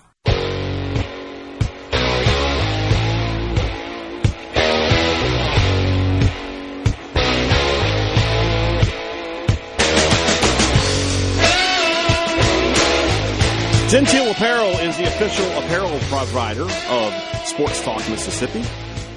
It's a day that ends in Y, so you know that Michael Borkey is wearing his Genteel, but I am as well today. I was like you yesterday. I was doubled up. I wasn't tripled up. I didn't have the slacks, but I remember that actually. Yeah, looked good. See, and got this is my one of my not patterns, but striped shirts today.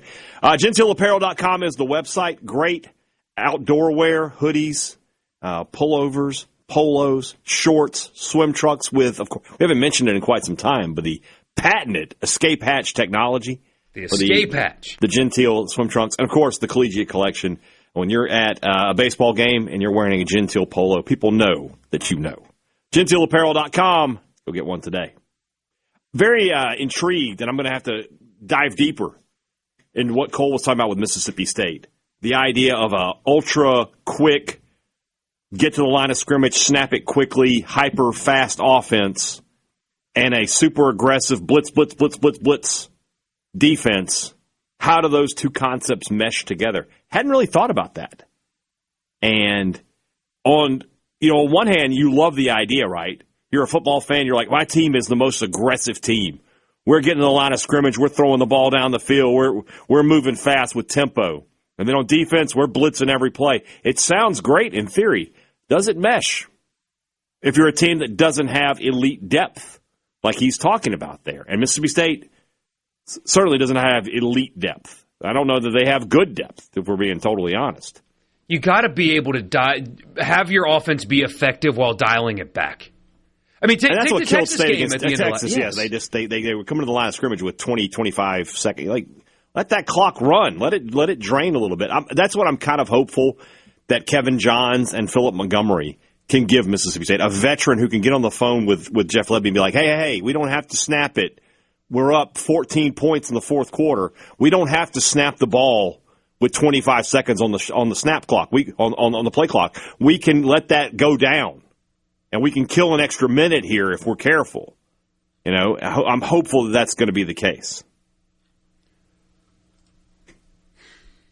Interesting. Yeah. Very interesting. And then you were interested in the other side of that. Yeah, basically, if talking about Ole Miss's offensive line. Did not seem concerned if the system remains the same. Now, it'll be there will be slight variances, of course. John David Baker's going to do things that he's added to his offense from his time at ECU. I think you're going to see a little bit more two-back sets, for example, than you've seen in the past under Weiss and Kiffin. I think you'll see a little bit more of that. But we'll ask all those questions during all these coaching availabilities and stuff coming up.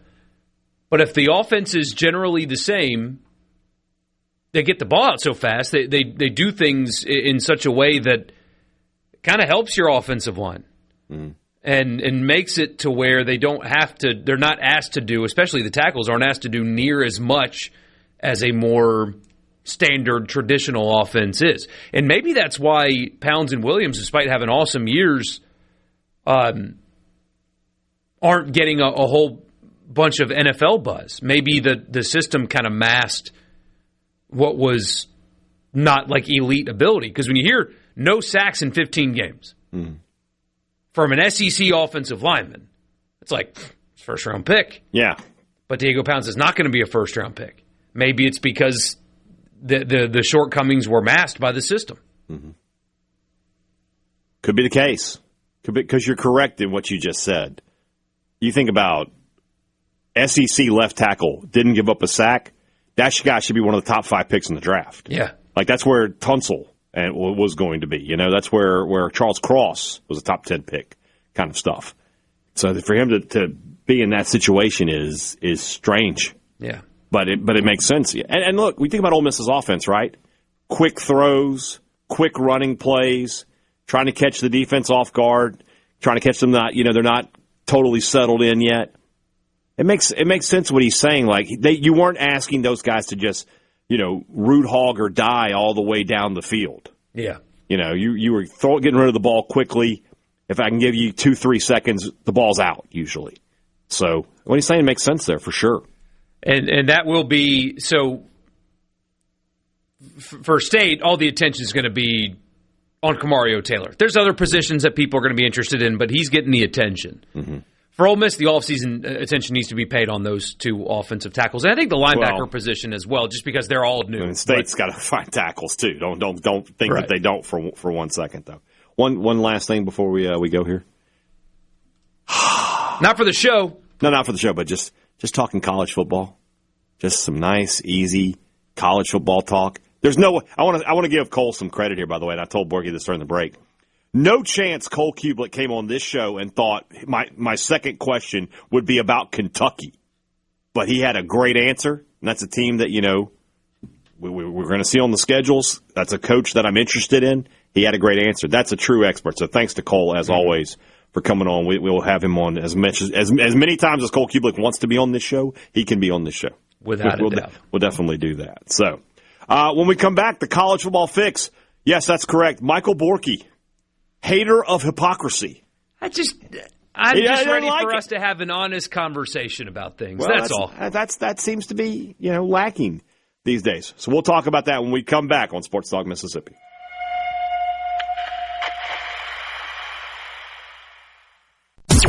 Sports Talk Mississippi. Sports Talk Mississippi. You know I love sports. On Super Talk Mississippi.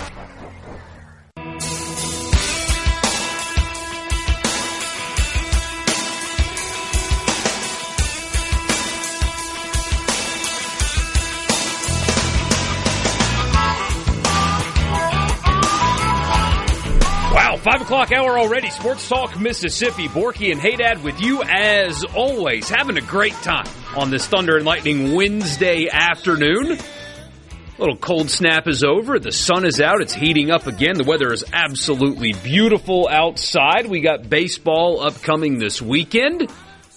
Teams are coming back home. That's a good thing. Yeah. Series starting tomorrow. Also, the NCAA tournament starting tomorrow. Ole Miss tomorrow? They are. Okay. They are. Thursday start for the Kentucky early series. For a Thursday, Friday, Saturday. They're normally a little later in the year for those, but whatever. It is. And if you want to join our bracket challenge, you still have time. Just ask us on the text line, hey, send me the link to join the bracket. Once we send you the link, you join our group. It's the ESPN Bracket Challenge. You join our group, and the password, no caps, no spaces, STM Radio. So send us a text. And we will send you the link. You can join our bracket challenge, and you can beat Hadad. You're not going to beat me because I did mascot fight. Easily going to beat me. But we're glad you guys are with us. But right now, no more bracket challenge, no more anything else. Let's talk a little college football fix. When you said no caps, I thought you were saying no cap. It's like the kids. The college football fix is brought to you by our cool. Yeah. Sources try to confirming that. Brought to you by your Mississippi Ford dealers. Built Ford Tough. That's the best-selling truck in America. The Ford F-150. Are you an American? You want to? Yep. You want to have something other than the best-selling truck in America out in your driveway? Well, nope. I don't think you do. I think you need to head to your Mississippi Ford dealer today. Thank you for your attention to this matter. I overestimated how many people were going to ask to send the link. That is. I got it. I got Okay. it already loaded up. Don't Good. I'll try to help you too if I see any. That's a ton though. Eli Drinkwitz. Chris Lowe is getting all these coach offseason one-on-ones. And this time, at On 3, he got Eli Drinkwitz. And here's the money quote. Here's what I want to talk about the most here. Missouri's Eli Drinkwitz warns Chris Lowe college football could head down a similar path as the Major League Baseball, which, by the way, whoever wrote this headline, it's not as the MLB. It's as MLB. It's not the Major League Baseball. It's Major League Baseball. The Major League Baseball. Due to spending disparities. Here's the quote. If you're going to have teams that have $45 million rosters competing against teams that have $15 and $20 million rosters, you're going to run the risk of turning into Major League Baseball, where you have the Dodgers and the Florida Marlins. And that's a professional league that's not growing, that's struggling in their TV deals. Well, first of all, Eli Baseball is actually on the rebound. They're recovering as of late as Major League Baseball. The Major League Baseball. The Major League Baseball. It's like the Ohio State University. But two things can be true at once. He's right, but but he's not right. But he's not right. He's not right, and that's the problem, and that's what's so frustrating. I want, before we start having the salary cap conversation, which college football needs one because the NFL has one, and it's great. All you need is to be efficient, and you win. It doesn't matter where you are, big market, small market, does not matter. If you're efficient and you hire correctly, you can win at the very highest level in the NFL. Similarly, in the NBA, now they have luxury taxes and all that crap. And they have aprons. Don't forget the aprons. Yeah, that's all weird, but they still have it. Major League Baseball does not have a salary cap. But Major League Baseball does not have a salary cap because the owners negotiated that system with the players, number one. And number two, please, Coach Drinkwitz, point me to a time in college football where we did not have massive resource discrepancy, where we didn't have massive budget differences, where we did not have a have and a have not. Your voice cracked. You're so passionate about this, yeah. When did that system exist? Well, I mean, because when did Mississippi State ever have the same resources as Georgia? When did Ole Miss ever have the same resources as Texas? Never. So what are we talking about? Never mind with this? that. Two of the Final Four are non-traditional powers in Ole Miss and Indiana. Indiana won the national title. That would be like the Marlins winning the World Series, which has happened, by the way. It has happened. You just got to want to spend. So and look, let's not forget that Missouri has had unprecedented success. Maybe not unprecedented. They've had some good teams through the years, but they've become a consistent winning program in the transfer portal era. And they've started Brady Cook, who was a transfer, and Bo Pribula, who was a transfer. And they'll start Austin Simmons this year, who is a transfer. So, I mean, by the way, the biggest bully of them all, Alabama, is down in this era. Georgia's down in this era. Well, Georgia is... For them. They have taken a step backward. They haven't won a national title, but they were in the college football playoff last year. And what happened in the college football playoff? I don't remember. But they've lost the last 2 years in the college football playoff. But they also won the SEC these last 2 years. And say what you want. Being the SEC champion, getting a bye, it's something, right? They're not necessarily down. They're just not as high as those two national championship teams were. Well, crazy enough, I think that 23 team might have been the best one of the bunch, and then they got unlucky in the SEC championship game. Yeah, I think for sure. That's where I want to start. I want to start with let's be honest first. Well, it's like, you're going to have all these power programs that they're going to dominate recruiting. Like what was happening for the first 100 years of the sport when Alabama, Georgia, LSU, Ohio State, Michigan always had the best classes? They always had the best players. They always had the best players. It was in a big stadium with the most money. And now everybody's got a chance.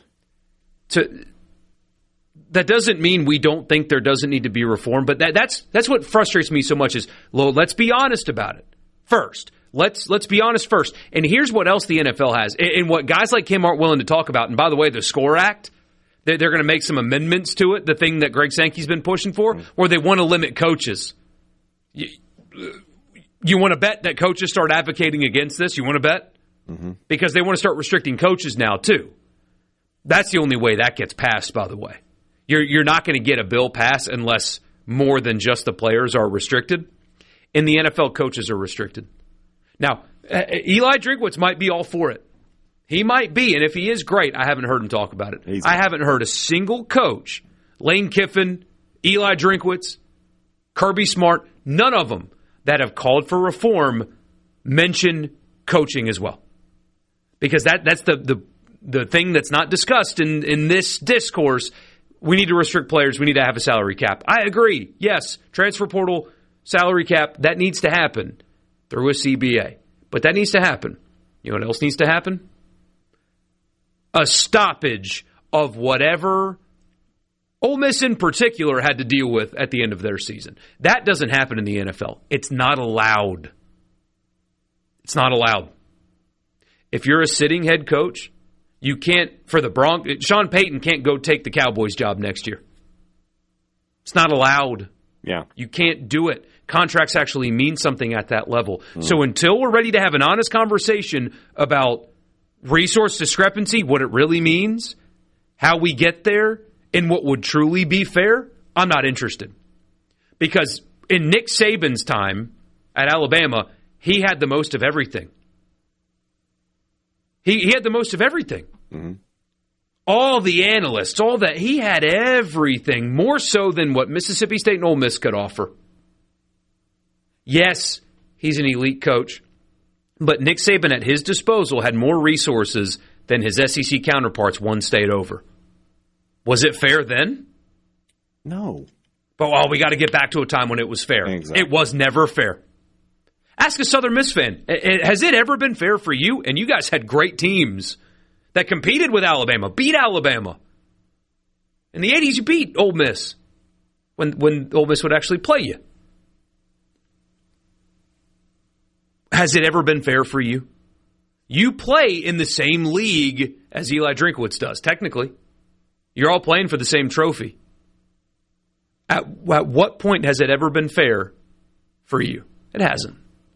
Let's start there before we do anything else. I can't ever get past these are not professional players. They're supposed to be amateur athletes. If I wanted to watch the pros, I'll watch the NFL. The problem with your line of thinking is these guys were always getting paid. It was just under the table. You knew about it, but it wasn't out in the open like this. Now that it's out in the open and the free market is driving this and these guys are getting millions of dollars because that's what people are willing to pay them, it's a problem. And it's not a problem for me, but it's a problem for some. I sympathize with some of these folks, right? Because, and I talked to somebody about this yesterday. I was like, why was it so much more palatable when it was under the table? When you were cheating. People were cheating. Every team was cheating. But it was more palatable. And he raised because you got to pretend. Well, not only that, he's like, it wasn't millions of dollars at that point. It was thousands of dollars, but not millions. And that's part of it. But ESPN also wasn't giving out billion-dollar TV deals either. Never mind that. It's just, this is the free market. This is capitalism. We're supposed to be in favor of that, right? That's what this is. This is as pure as it gets. Sports Talk Mississippi. That's your college football fix, driven by Ford. A few of your messages, and then Champions Dinner. Got to do it, and we'll do that as well. Glad you guys are with us.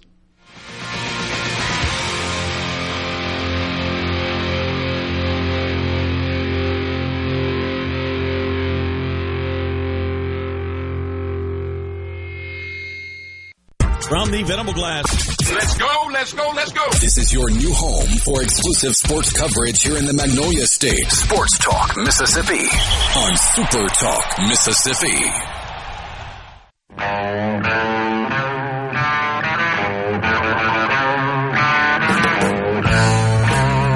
A few of your messages before we get to Rory's Champions Dinner. Somebody says, you're demeaning Ole Miss when you say Georgia is down. Why did Ole Miss beat them? No, we're not. Yes, as always, Michael Borkey just can't stop just crushing Ole Miss. We're not demeaning Ole Miss. Georgia has taken a step back from their dominance. They're not dominant anymore. That has nothing to do with Ole Miss. Mm-hmm. Ole Miss beat Georgia because Ole Miss has put together a system in place, and it's not, as you saw with the player retention in this portal cycle, it was not just Lane Kiffin. It was a system that includes Walker Jones and Keith Carter and a lot of people are why they've been successful. Now, Lane Kiffin, huge part of that. Don't get me wrong. Great coach, blah, blah, blah. But they have developed a system in this era that has allowed them to level the playing field. Mm-hmm. Beating Georgia is a direct complement to what Ole Miss has become in this era. Georgia's not being dominant anymore is a direct complement to programs like Ole Miss that have leveled the playing field and taken advantage of the opportunities in this era. It is quite the opposite of demeaning when we say that. Crosby says, give the players a good free education, instill school pride, and teach human decency, and do away with the dollar. Argue that, boys. Here's the argument. This is the United States of America. An adult should be and is allowed to capitalize on their own name if they so choose. Yeah. And if they are going to be restricted, they have to have a say in that restriction. I mean, this isn't us. This is the United States Supreme Court. This is the United States Supreme Court telling you that one. Not 9-0 was the vote. Yeah, it was really close. So that's what it is. So, Kevin says no recruiting a player or coach until after the championship game. Yeah, something like that. But that's how it happens in the NFL. And if you're going to recruit, if you're going to try to hire a coordinator to be your head coach, and his team is still in the playoffs, he can't come visit you. Right. You do a Zoom. He's got to do it on Zoom. Yeah. But the coaches don't want that. See, they don't want that because then they have to sacrifice something. Correct. They want the players to have to sacrifice something, but the second they have to, it becomes a problem. When we get to visit with Greg Sankey in Tampa later this year, I'm going to ask him. That's all you. I'm going to ask him about the Kiffin situation. That's all you had a team that was on the verge of making the playoff, and two of your member institutions were in pursuit of that coach, and it became a sideshow. Did the league office intervene? And what is your stance on that concept moving forward? See what he says. It'll probably be a very political statement that after you listen to it, you think, he said nothing there. That was 2 minutes of what? But he will be asked. He will be asked. All right. 601-879-4395. We do it every year. Every year. Even Hadad gets into this part of the Masters. The Champions Dinner. If you're not familiar with what it is, the champion from the previous year hosts a dinner. I think it's on Tuesday of Masters Week. And all former champions and former champions only, plus I think the chair of Augusta National. I think Fred Ridley's allowed in the room. Maybe I'm wrong. He picks the menu. They have a dinner. He picks the menu. Literally whatever he wants. Bubba Watson one year did baked chicken and green beans and mashed potatoes and confetti real cake. Real quick, we have sent out so many links through the C Spire text line that we are no longer allowed to send them. Apparently they think we're a spammer. Interesting. It's like I'm trying to send Tyler the link to our bracket group, and it's saying I can't do it. So, all right. Back to So Bubba Watson chose to eat like a 6-year-old instead of an adult. Yeah. John Rahm's was good. Hideki's was good. Rory's, you be the judge. How good did Rory McIlroy do for his Champions Dinner? Again, he gets to pick the menu, no reservations, whatever he wants. This is what gets served. 4 appetizers. 4 appetizers and literally 4 appetizers. Peach and ricotta flatbread with balsamic, hot honey, and basil. Well, there it is. Like, even the Masters isn't free from the tyranny of hot honey. Everywhere you go, people are eating hot honey on everything. I'm not a huge hot honey guy. I'll just go ahead and tell you. It's okay. I do like that flavor profile. It's fine. It's everywhere. It's on everything. Rock shrimp tempura. Tempura? With creamy, spicy sauce. That's just a fancy mayonnaise is all that is. Bacon-wrapped dates with goat cheese and almonds. Very traditional Spanish dish there. And grilled elk sliders, caramelized onion jam, roasted garlic aioli, and the elk has to be shot by Joe Rogan himself. That is a very, like... That last part I made up. But that sounds like, the nicest restaurant in a small town. Like, that's their appetizer selection right there. The elk sliders? Yeah, elk sliders, bacon-wrapped dates, a ricotta peach hot honey flatbread, and rock shrimp tempura. Yeah. I would eat every single one of those. I'd eat it all. Every single one. Yeah. First course, yellowfin tuna, is it Carpaccio? Carpaccio.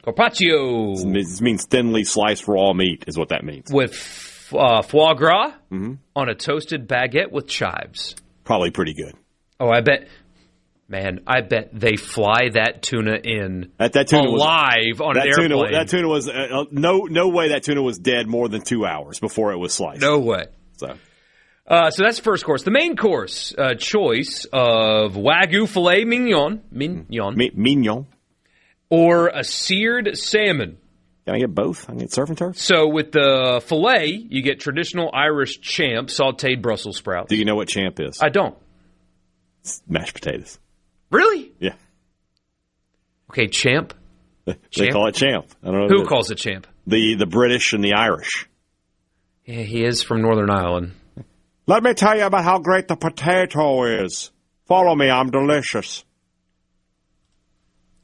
Champ. I'm going to think about that for the rest of the day. Yeah, there you go. Or glazed carrots with brown butter and crispy Vidalia onions. You don't get all of the vegetables? I guess you do get all of them. Okay. It's just the meat. Yeah. Is your choice. I would definitely. I'm pretty sure if Tiger says, "Can I get a piece of both?" they're not going to say no. He'll get both. Yeah, he'll get both. And then the dessert is a sticky toffee pudding with vanilla ice cream and warm toffee sauce. That's the best thing on the menu. You think so? You ever had sticky toffee pudding? I don't think so. Elite dessert. But not the filet? I mean, a filet is a filet. I'm not a big First off, guy. a filet is the most boring cut of steak. It really is. I want a ribeye. Filet, at least that it's Wagyu, it'll have some fat in it, but filet is not my favorite. Sticky toffee pudding is an S-tier dessert. It is as good as when it's done right, it's as good as it gets. It's got everything you want. It's delicious. And then this is apparently Rory, by the way, got super excited to get access to the Augusta National Wine Cellar. That was really what he got excited about. Here, 4 different options. A 2015, I'm going to butcher all of this. It's fine. Salon S. Brut Le Mensil sur Ogre. Stop. I'm American, baby. That's the champagne. Champagne, yeah. That is a $1,200 bottle of champagne. Oof. A 2022 Domaine La Vive Batard Montcheret. And make sure you say Batard and not I know. S. Yeah. It's a Burgundy. Yeah. Which is a $2,400 per bottle. Yeah. And then a 1990 Chateau Lafite Rothschild. Yeah. Bordeaux. A couple Bordeaux. Which is a $1,300 bottle of wine. Why so cheap, Rory? And then another Bordeaux, which is from 1989, which is only a $600 bottle of wine. Ah, that's common swill. It's like Elwood Blues over there, like, wrong glass, sir. Just fill it up. So how do you do? Scale from 1 to 10. It's kind of boring. It's got some good. The food would be good. Don't get me wrong, but there's nothing super exciting on this menu. The dessert is the absolute best part. I do like that he called it champ instead of I don't like mashed potatoes. I like that. Sautéed Brussels sprouts. I love Brussels sprouts. That's probably my favorite vegetable. I would like some bacon in there, but other than that, glazed carrots with brown butter, delicious. Yeah. The best way to eat Brussels sprouts, though, is to chop them. I mean, really, just chop them, and then saute them that way. Get them super, yeah. Oh, yeah, just so much more. I love Brussels sprouts. I cook them in the air fryer all the time. Ooh. I hadn't thought of that. Yeah, see? Vegetables in the air fryer. Broccoli, too. Cauliflower. My man. These are all ideas. Sports Talk Mississippi, a lot of your messages have come in. We will get to some of those when we come back. Somebody says no beans and toast. He's not from London. Although, is that an Irish thing too? I think the Irish do beans on toast. I'm so glad for Francis Marion, among others, for winning the Revolutionary War. Because I couldn't handle British food being a part of our culture. Thank you, George Washington. No beans on toast for us. No beans on toast for us. We'll be right back.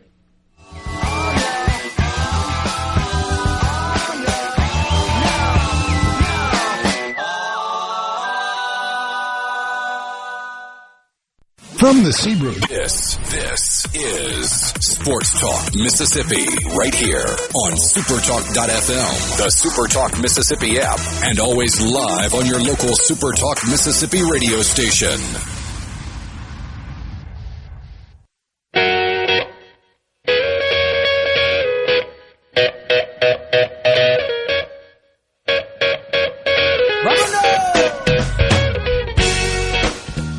Welcome back, Borkey and Hadad. Sports Talk Mississippi made reference to this a little while ago, but somebody sent a screenshot of Bubba Watson's Champions Dinner. He really should have had his green jacket taken away. It should have. It's unbelievable that a grown man, with the world at his fingertips, right? You could have requested anything and they would have done it. Could have been like, I want to eat moose. Okay. I want to eat whale. Yeah, a blue whale. But, Bubba, they're endangered. We got you. They'd have figured. We got you. They'd have figured it out. Read it. Traditional Caesar salad. Chicken breasts with green beans, mashed potatoes, corn, and mac and cheese, served with cornbread. So you get the corn and the cornbread. And then confetti cake with vanilla ice cream.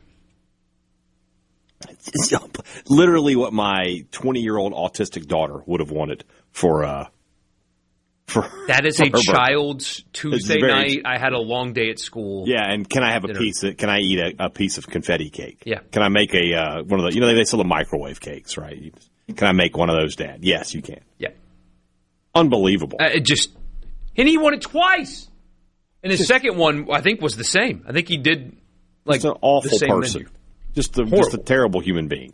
Alan's it says all ribeye for me. Me too, man. That's the best cut. Ribeye is the premium cut of steak. Okay, hear me out. Of what you can get at the grocery store on an everyday basis, yes, the ribeye is the king of cuts. But if you got a good butcher, or if you're willing to find it, picanha is the king of steaks. I don't think I've ever. You have to trust your friend Hadad on that one. I don't think I've ever had one. Well, first off, have you ever been to like a Brazilian steakhouse? Yeah, it was a long time ago, though. I don't really remember. I was like 15. Because that's like the king of cuts there. But I've grilled a whole picanha before. It's unbelievable. It's so good. Is there, this question on the text line, is there more exclusive dinner in the world that the public has knowledge about? I think I have a better chance of dinner at the White House. You absolutely have a better chance at having dinner at the White House than you do. You can recreate a dinner from the White House right now in your home. Just hit the McDonald's drive-thru on your way home, and you can eat like you ate at the White House. But yeah, that is in terms. It's a good the caveat there of that we know about, right? Like there are obviously deals being done and stuff that we don't know about in this world, right? But in terms of the public knows the menu of this dinner, yes, it's got to be because you got to remember. Correct me if I'm wrong. It's just Masters champions there, right? And maybe some key club members. Exclusively, it's the Champions Dinner. I got to look to make sure that Fred Ridley's allowed, but I don't think he is. I'm sure that some of the key members of the club are allowed in there. And are no? Nope. Spouses? Nope. Wow. So yeah. So it's not even like something that's you could be rich enough to buy your way into. Can't buy your way into it. You gotta I've got to win. That's crazy. So how many people are alive? How many Masters champions are alive right now? Let's see. 35 living members. Not all of them go, though. Some of them, up there in age and things like that. But there are 35 living members. And apparently last year, 32 of the 35 living champions attended. Mm-hmm. Yeah. Okay. Because, again, you got guys up there in age and things like that. Yeah. But, yeah, 32. For the right menu, I'll drag my old bones just about anywhere. Like, we're having, who was it last year? Had like a tomahawk ribeye or something? Like, I'll be there. Don't you worry. They'll have to wheel me in, but they can wheel me out. Yeah. I promise.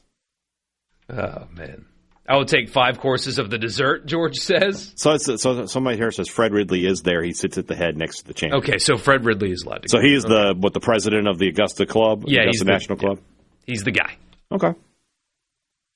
One of the most powerful people in the country, if you can believe it.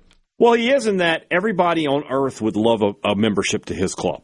Yes. There is no one who would turn down, even if you're not a golfer, you would turn down a membership to Augusta National. Every wealthy man or woman in the country wants to be in his club. And it's something you really can't buy. Like, I mean, I guess you could. I guess you could come to Fred Ridley and be like, if I give you $20 million, will you let me in? But even then, he might think about it. Because if you're not the right type of person. So you have to be invited. So it's strictly by invitation. Yeah. And the thing, this is going to sound crazy. Initiation fee's not that high, $250,000. That's not a lot for. That's a rounding error for Cross. No kidding. It's yes. nuts. By the way, in case you're wondering, Richard, still part of this show. If the three of us, who is the most likely member of Augusta National, it is him. I would say I'm the least likely, and Borkey's just squarely in the middle. Borkey's still young too. He could find his way into millions and become a member of Augusta National. You could. You still got time. My tale is almost told at this point. Have you ever smoked a whole ribeye? I've never smoked a whole ribeye, Larry. I would love to do that. I've smoked a prime rib, but not a whole ribeye. So I've had like a 5-pound prime rib on the smoker before. But you're talking about like a 10, 15-pound ribeye. That's a commitment that I haven't been able to make. Somebody sent us their menu. The appetizer would be jalapeno poppers. Main course would be 1 1/4-inch prime ribeye and a dozen bacon-wrapped grilled shrimp with baked potato and green beans wrapped in bacon. Dessert, homemade pecan pie over 3 scoops of vanilla ice cream. And for the beverage, an ultra. Well, nothing wrong with that. Yeah. I mean, for the whole table, you just get a couple of cases of beer for, $60 or whatever, and it's a lot cheaper than Rory's $15,000 bottles of wine that he's bringing to the table. Yeah. Jeez. Somebody says everyone would get 28-ounce tomahawks if it were me. That's what I'm thinking. Yeah, I'm like, I would do that. I'd be like, can we recreate a Texas de Brazil where we've got the guys walking around and cutting the meat, and I got the little disc there. It's the green disc can be the green jacket. When I take my jacket off, stop bringing me meat. Yeah, hey, Dad, this will be something that'll crack you up. So Dwight Eisenhower was president. He was also a member of Augusta National. Yeah. And attended a board meeting, and the president of Augusta did not recognize him when he had his hand up to ask a question. Also, the tree actually they had to take the tree out for an act of God reason. They didn't choose to take it out, but they called it the Eisenhower tree on 17. It was to the left of the tee, and players had to hit big draws around this huge tree. And it's called the Eisenhower tree because when he played, he kept hitting the tree, and he told the club, take the tree out. I hate the tree, take it out. And they told the president of the United States, no, we're not going to do that. But we'll name the tree after you. Yeah. How about that? The tree's not just the president of the United States, by the way, the hero of the Second World War. The leader of the Allied forces. Not just like random president of the United States. That president. I mean, if we're going to rank greatest Americans that ever lived, he's in the discussion. No, we're not moving that tree for you. Get out of here. I love that. Can you imagine if John Daly had won a Masters? It would have been Hooters wings. He might have just had Hooters cater and had the girls there too. Yep. Like, oh no. You tell the staff take the night off. We've got this. They would have. They would not have allowed. They would not have allowed that. But yeah, John Daly's. It would have been green disc and red disc shape of the jacket. Just flipped. Got the red jacket and the green jacket. That's a good call. Gold jacket, green jacket. Who gives it? Yeah. You eat for breakfast? No. Sandler, man, back in his day, he was awesome. He was in his bag back then. Yeah. So. JP says, having seen what Bubba Watson did to Blue Wahoo's Park in Pensacola, where he is an owner or a part owner of the franchise during COVID, says he created a disc golf course. That meal sounds right on par for the disc golfer in Bubba Watson. I mean, I guess, but think of the others. Because when you're not just eating it, it's everyone's got to eat it. And they're coming. Tiger probably was like, wait a minute, what? Grilled chicken breast? Confetti cake? I'd be willing to bet they went out somewhere after. They made reservations. Yeah, they're all looking like tapping their watch like, as soon as we get out of here, we're going down the road. Oh, man. Without a doubt. That's 100% what happened. Yeah. That is 100. And there's no question that Tiger and the rest of them were like, we're going to get a steak after this. This is ridiculous. Bubba, you're an idiot. Tiger was chipping around TGL last night. He looked good. Calm down. Calm down. The problem with him is not the ability to hit shots. It's can he walk Augusta, which is nuts. 4 days in a row. Yeah, and that's a different story. Yeah. On that surgically repaired and missing a lot of it leg. I don't know if you've seen a picture. His two legs are not the same width anymore. So we'll see. But he was chipping around last night. He looked like he looked good and in good form. So we'll see. Sports Talk Mississippi. We'll be back.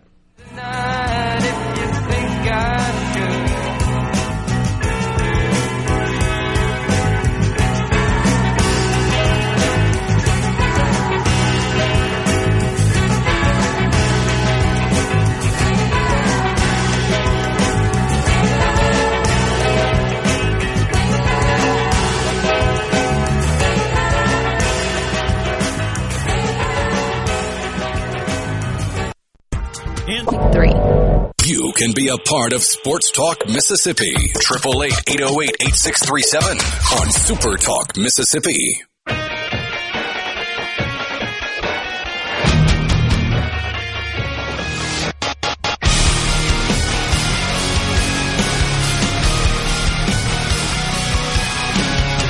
Somebody was asking for Tigers menus, and so they just started publicizing like the true full menu a few years ago. I say a few years, it's been about 12 years now. But Tiger did win in 2019, so here was his most recent one for appetizer. It was the Augusta roll, which is tempura, shrimp, spicy tuna, avocado, eel sauce, tempura flakes, pickled ginger, wasabi, and soy sauce, so a sushi appetizer. For the main course, prime steak and chicken fajitas. So he did fajitas, grilled veggies, refried beans, Mexican rice, pico de gallo, sour cream, guacamole, and flour tortillas. So he's a fajitas guy, apparently. Tex-Mex, I like that. And then his dessert was a dessert trio. You could have flan, churros with chocolate sauce, or is it sopapilla? Sopapilla. Also, it's flan. Flan. I'm American. Flan. Great. Americans pronounce it flan. Well, not where I'm from, buddy. Yeah. Can I get some of that flan? Exactly. That's exactly how it'd be. So, Tex-Mex guy is Tiger. Well, sushi and then Tex-Mex. Yeah, one of them. How do you combine those? No theme in that, Tiger, at all. Just good, all good. You say that, but Guy Fieri used to have a restaurant called Tex Wasabi's, which was barbecue and sushi mixed together. There's a place where I grew up called Taco Sushi, and guess what they serve? Tacos, pizza, and sushi. My bad. I thought it would be something else. So that would be hilarious if you walked in and it was a pizza shop. It'd be great. Yeah. Man, now what a great idea. Now I'm hungry. By the way, see, every year we do this, and we got to stop doing it on Wednesday. I'll just say that, all right? Because I got to wait another hour before I can get anything to eat. You can go home right now. Do whatever you want. Eat some dinner. I got another hour. I got to entertain the masses. What are you going to entertain the masses with? I'm glad you asked. Mississippi State sports. You're the worst teaser of all time. Well, what can I say? We got to talk some baseball. Well, spring football getting started. Let's talk about that. It's basic, but we'll go into depth, and we'll talk some Bulldog sports with you in just a few minutes here on Thunder and Lightning Live. Very cool. That's my live. That's as deep is that what you do? That's as deep as I can go there. The live. We really do need to have like the sarcastic, like old school sports radio teaser. Yeah. We're here with Brian and the Borkster, and they've got takes as hot as the sun. That's awful. Sports Radio 770. You know, like I would quit. We got it. I think we should do that sometimes. Yeah. Well, you know, Brian and the Borkster doesn't work. We gotta work something. I'm more of the character thing. That's gotta be B-Dog. Plus, like Borkey and the B-Dog. No, it's got to be like the big dog. And the big dog.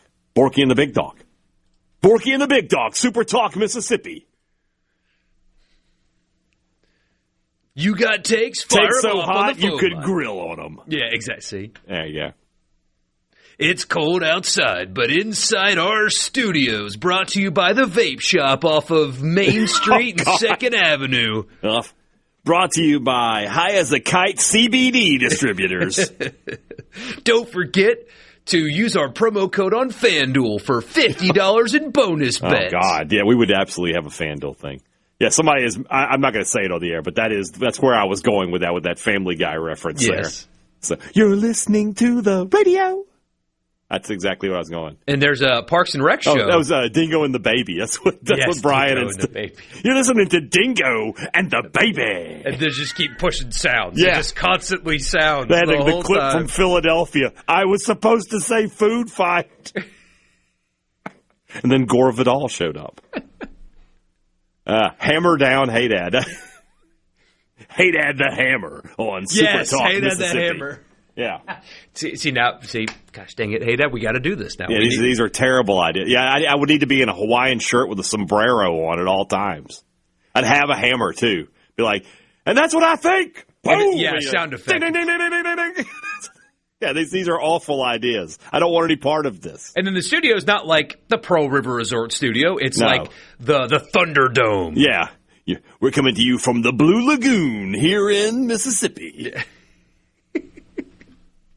These are awful ideas. Quit giving them to me. They are really awful ideas. Can you imagine? We're like, we've had an idea for a dramatic reimagining of Sports Talk Mississippi and what this show could be. What do you think of Borkey and Hadad the Hammer? All right? What's the first thing you think? And he's like, the first thing I think is that you're unemployed.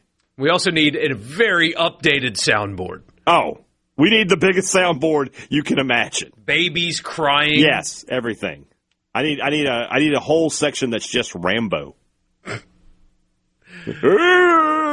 need it. I need it. Hadad will be back in just a minute. I will see you tomorrow at 3 o'clock. Sports Talk Mississippi, Pearl River Resort Studio. Thunder and Lightning in the Thunderdome. Oh, stop it. Get out of here. We'll be back after the news.